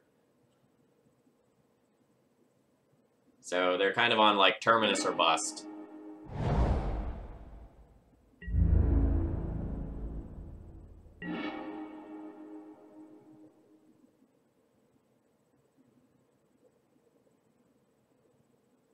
At this point, I probably don't play any more threats. So I have 3, 4, 5, 6, 7, 8, 9, 10. I have them on a 2-turn clock without playing any more threats.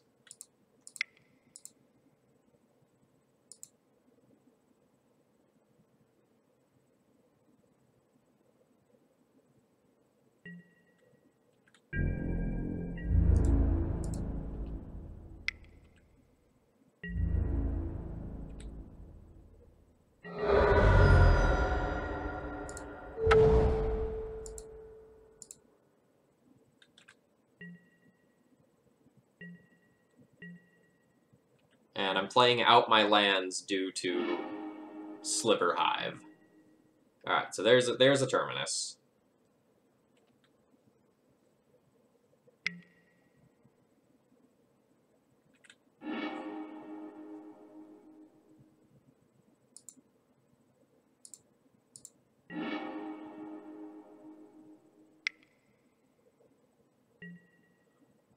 There's a Jace. Please just brainstorm again and let me kill another Jace.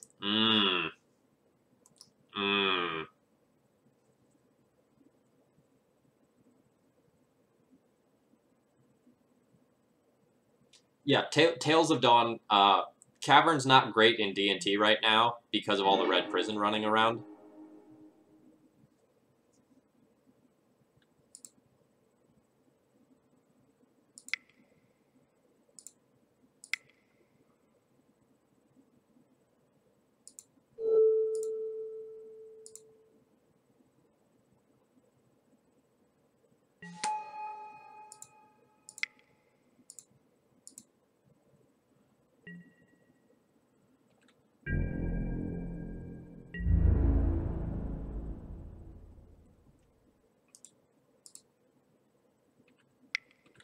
I'm still going to kill the Jace even though my opponent's had a super low life total.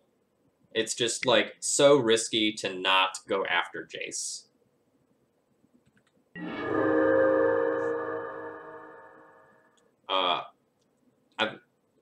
I don't know my opponent's hand, but I think that was probably a misplay. I think they probably should have, like, Swords to Plowshare the Sinew Sliver to shrink that to a 2/2. And then just, like, keep Jace at 1 loyalty and get rid of a more threatening card. But maybe the Mutavault's just so much harder to answer that it's just necessary to do that.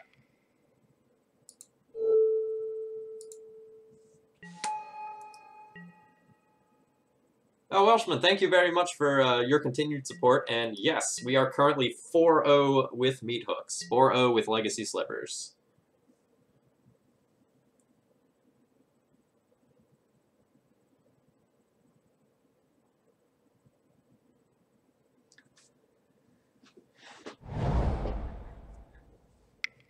So Tipsy, that 2 damage has not been relevant yet.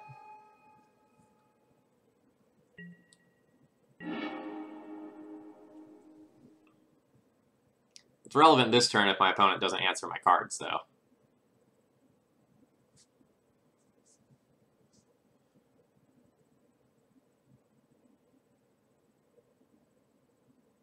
I'm going to play a second thing that gives my stuff flying, just in case my opponent has a Swords to Plowshares, and they like Swords to Plowshares Gale Rider Sliver, and then want to kill Sinew Sliver.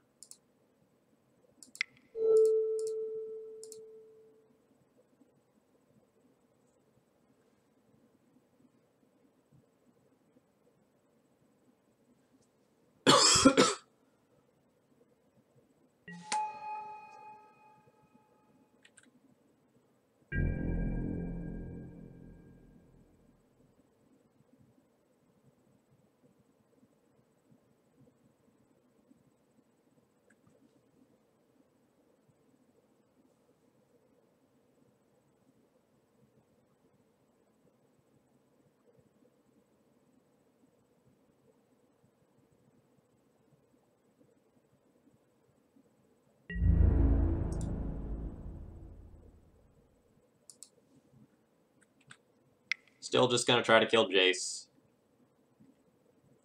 It's a very threatening card.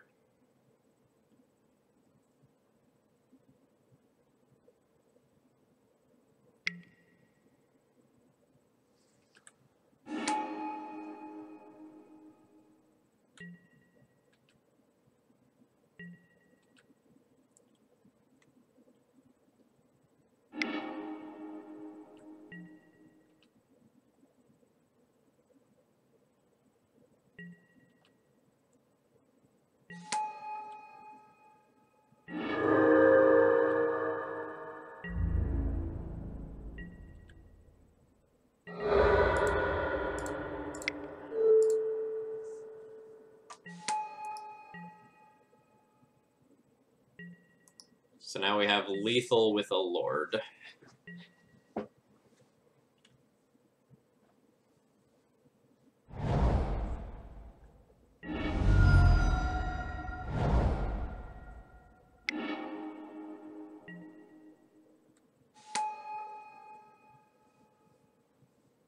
I'm at 31 life because my opponent has Swords to Plowshared me so many times. Oh my gosh, again?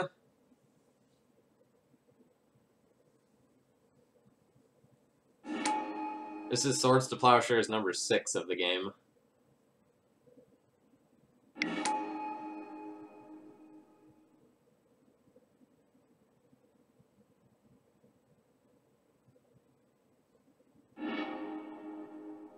Oh no, they're just pondering. Interesting.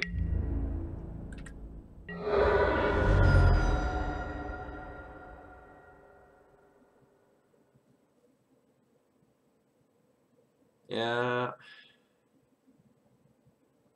Well, they didn't shuffle.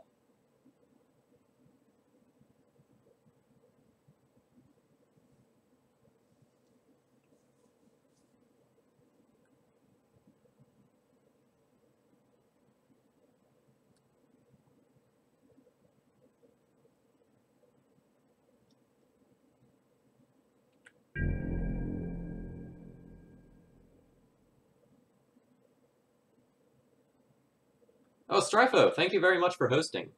For anyone just tuning in, we are currently 4-0 with Legacy Meathooks. That is Legacy Slivers. We are in Game 1 against Miracles.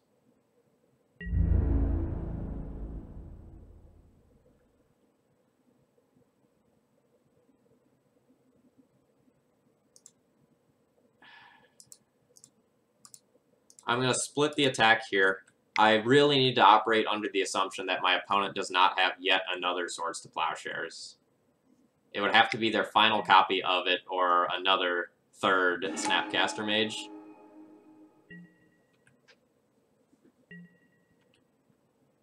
And how tilting is it that, like, my opponent chooses to go and get rid of, or chooses not to Swords to Plowshares one of my creatures in order to keep digging, and then to get into another Snapcaster Mage that lets them do it again.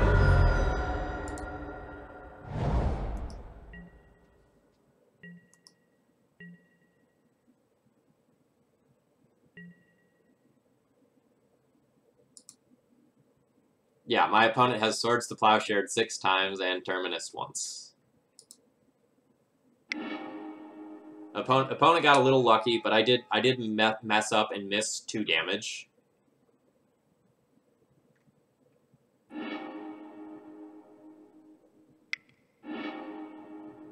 So if I didn't miss the 2 damage, my opponent would be at 1.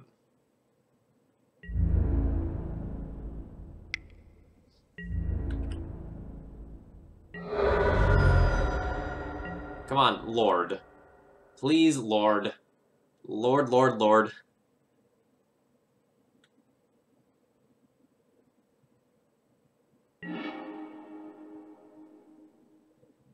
The 2 damage mattered.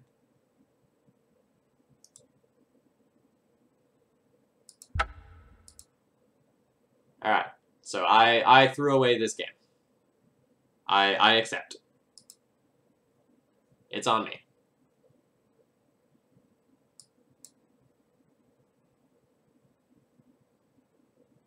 So I probably don't want Force of Will, and I probably just want to just jam 4 more creatures into the deck.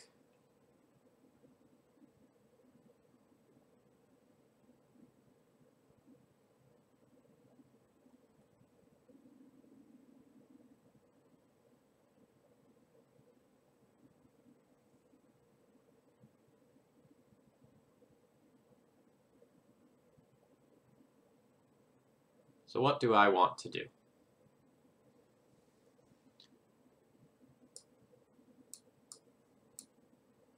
Harmonic Sliver can blow up some annoying things that hit play, but also my Ether Vials. And it's not a May, so maybe that's not good enough. Siphon Sliver is probably fine.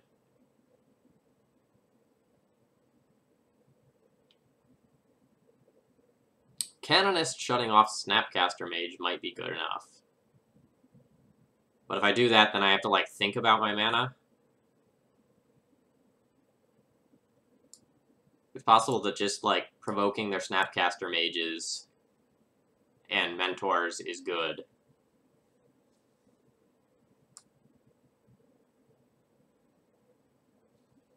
And then I just, like, play another just random sliver.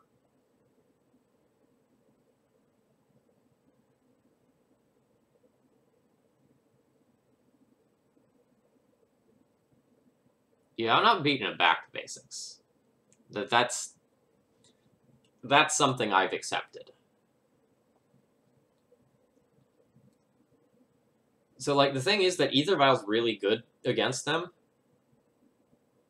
And if I bring in Harmonic Sliver and they don't have one of those things, and I have a Vial, I have to blow up the Vial. I have no choice.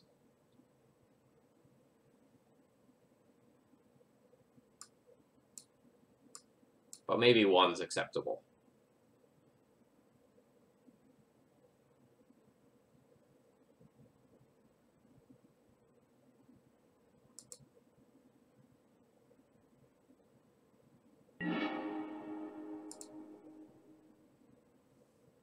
That's an easy mulligan. This is a keep, but I'll need another land.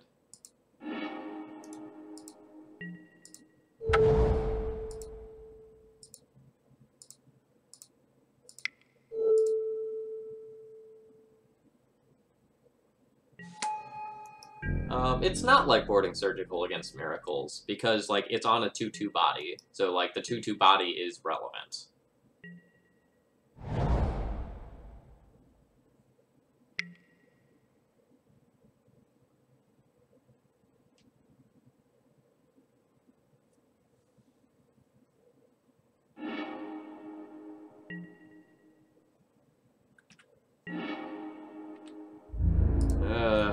Missing that land there, super bad. You don't really want to give Miracles time to get set up. It's very dangerous to do so. Arkan, we should have beat... What was it? We should have beat 6 Swords to Plowshares and Terminus last game, but I missed 2 points of damage.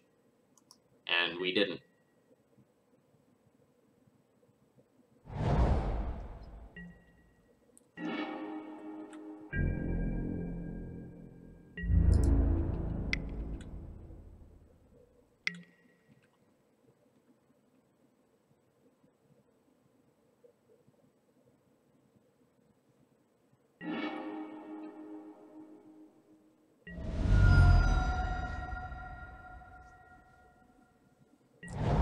I mean, the good news is that, like, if this Vial resolves and we continue to brick on land drops,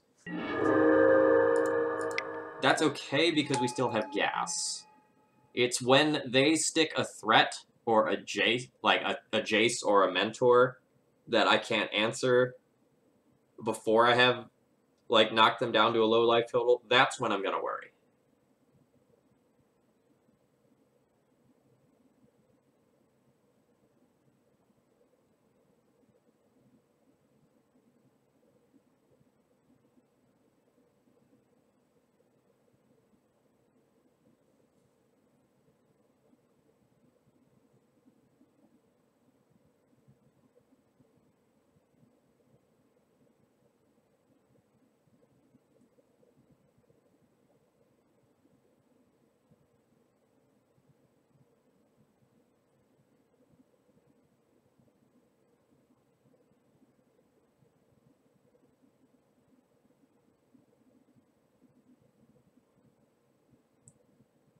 Yeah, Welshman, if they slam Mentor and I miss my land drop, I probably can't win.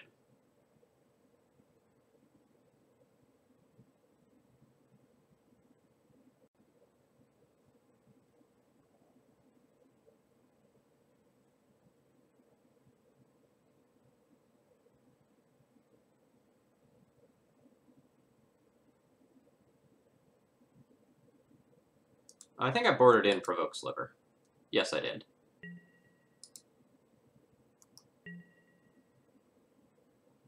I thought it was fine because the possibility of just, like, getting Snapcaster Mage and Mentor out of the way is not unreasonable.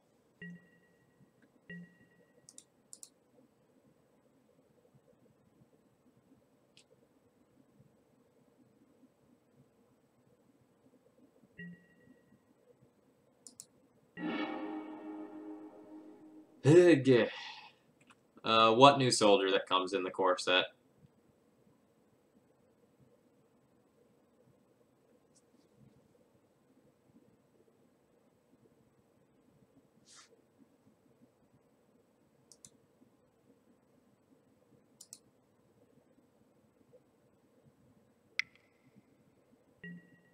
Oh god, please, please click me.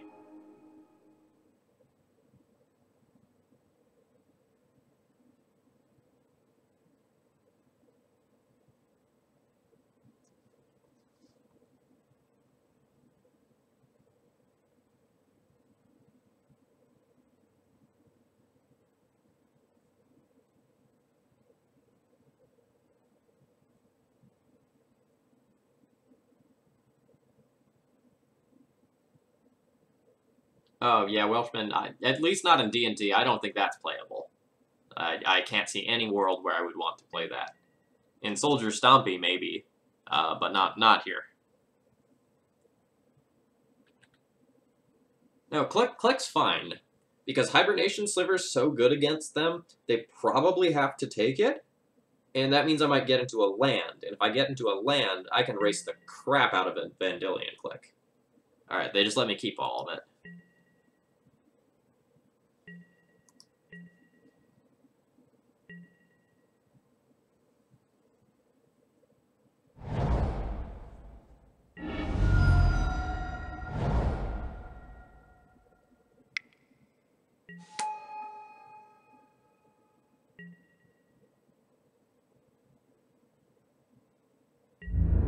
Yeah, I can see that being playable in Soldier Stompy. That's 100% reasonable.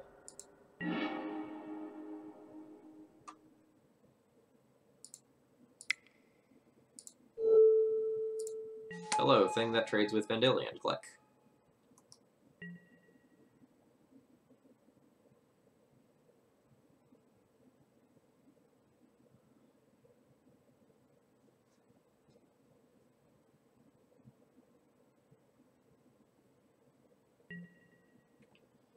I don't know, Arkin. Hibernation Sliver is really good.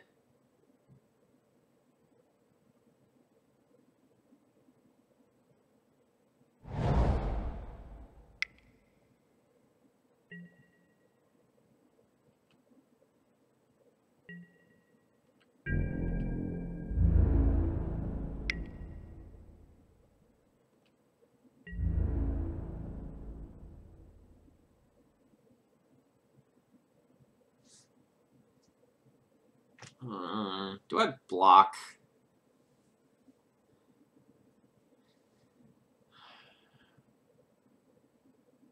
I feel kind of like I should take this off the table.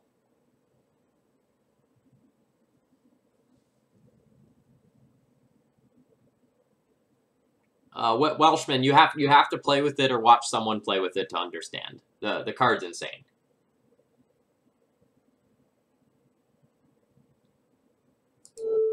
I'm taking this off the table.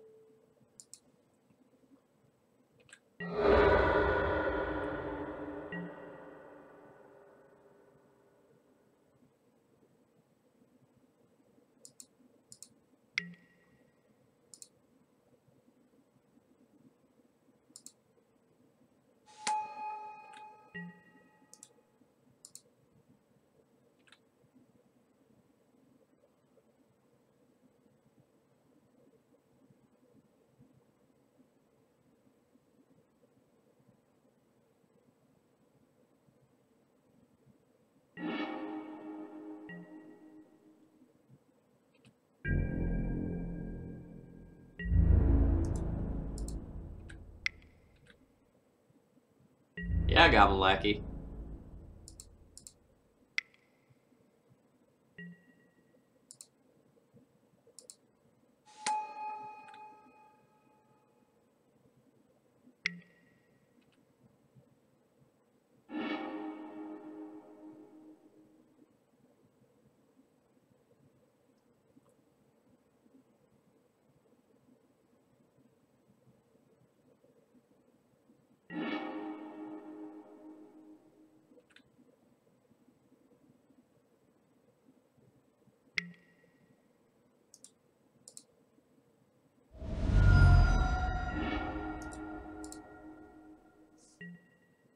See, like, this is why I think it was correct to take the Hibernation Sliver earlier. Or, sorry, the Hibernation Sliver earlier.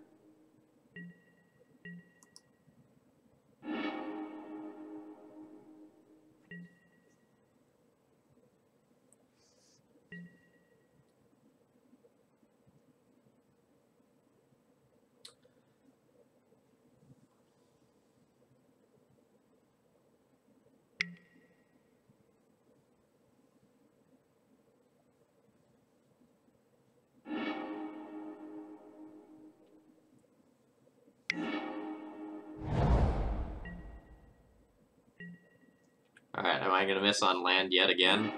Yep. Normally I would concede here, but we're living the 5-0 dream.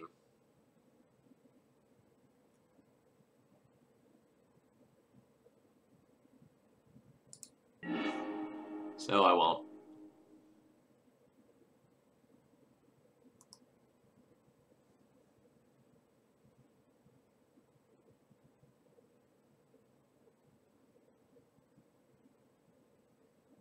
I'm down a game. We are in game 2.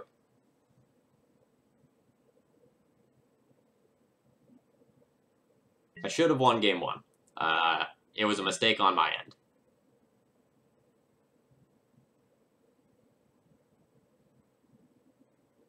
No, deck's not that hard to pilot. I just fucked up. There's a difference. I didn't account for the size of my lord, the size of my Mutavault after a lord I played, and I sent 2 unnecessary damage at Jace.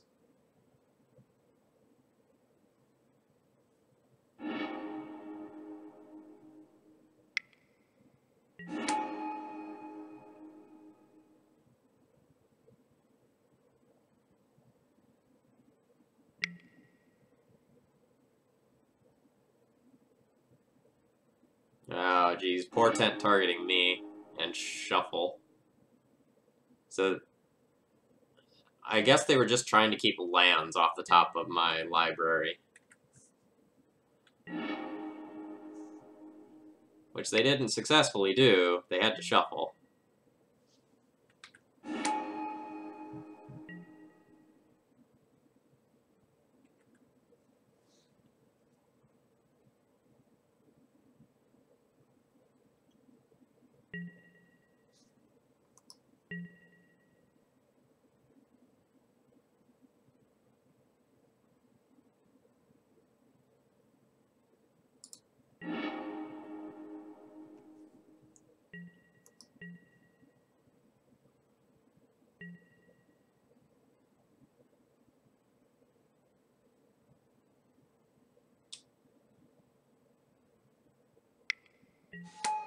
Yeah, like, we got very unlucky in this last round.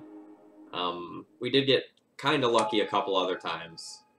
So, like, I'm fine with where we ended up, result-wise. But, like, this game was a little ridiculous.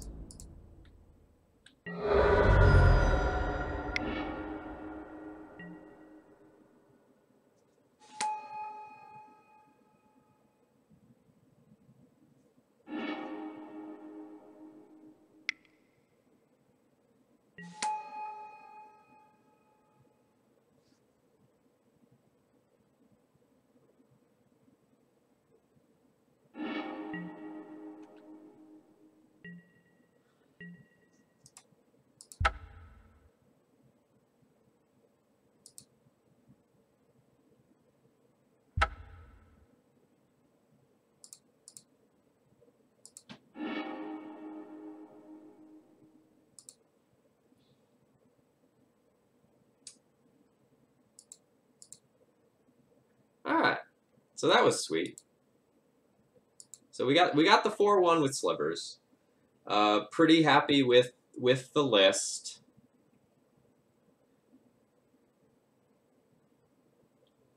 I don't really know that I'd change very much. Like, this deck doesn't really sideboard, you know?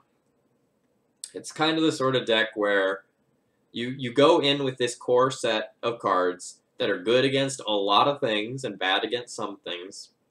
And when you find the things you're bad against, you board a handful of cards.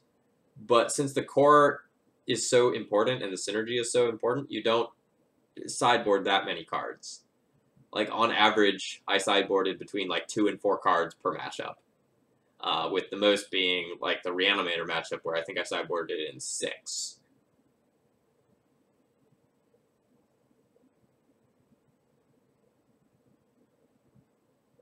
So, Arkin, that's a good question.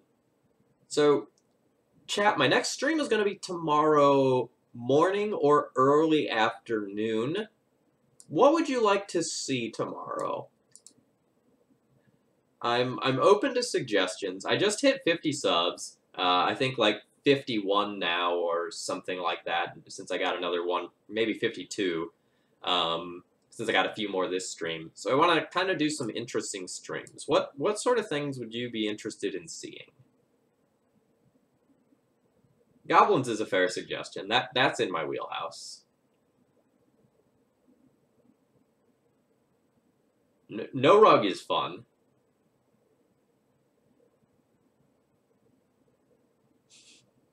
Tick the vial up to 15, put in the Emrakul. They can't counter it. How do they beat it? Alright, keep throwing suggestions out there, chat. I need to find something to write with.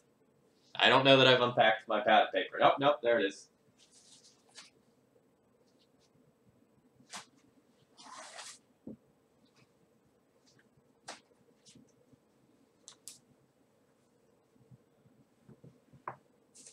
Alright.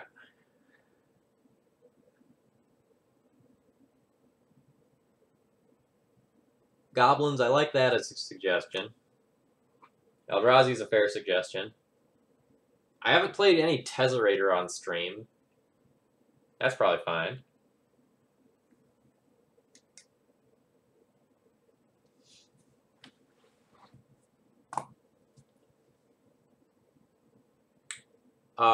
Food chain is great. I don't know that I want to do that much clicking. I don't love infinite combo decks on Magic Online where you can't shortcut them.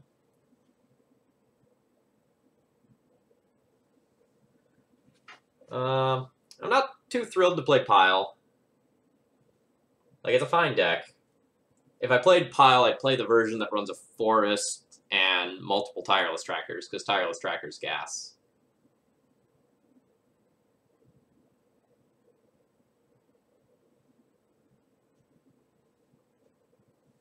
I've played Depths before. I'd play Depths again.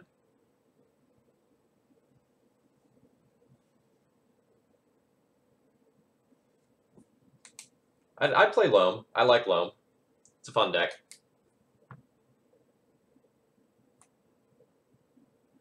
I don't think I'd play Fairy Stompy. Well, I wouldn't put Fairy Stompy at the top of the list of things that I'd want to play. Let me rephrase that, because I play most Stompy decks. I enjoy Stompy. Arena Rector is not on Magic Online yet, so I can't do that.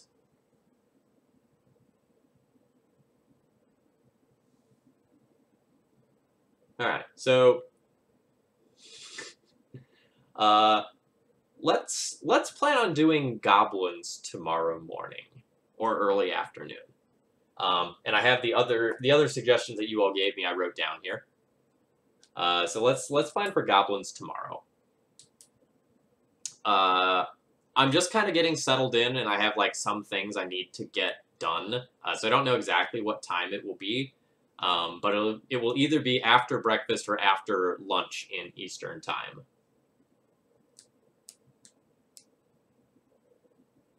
Goblin Lackey, if you want to just send me a message on Twitch with your list or a couple of lists that you suggest, that would be very helpful for me.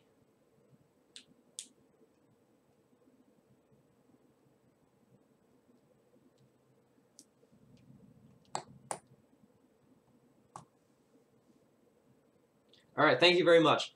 So My name is Phil Gallagher. I run Thraben University. On this channel, we tend to play sort of controlling decks that revolve around like Thalia, Guardian of Thraben, or other lock pieces. Although we play a little bit of everything. Not very many fair blue decks, though.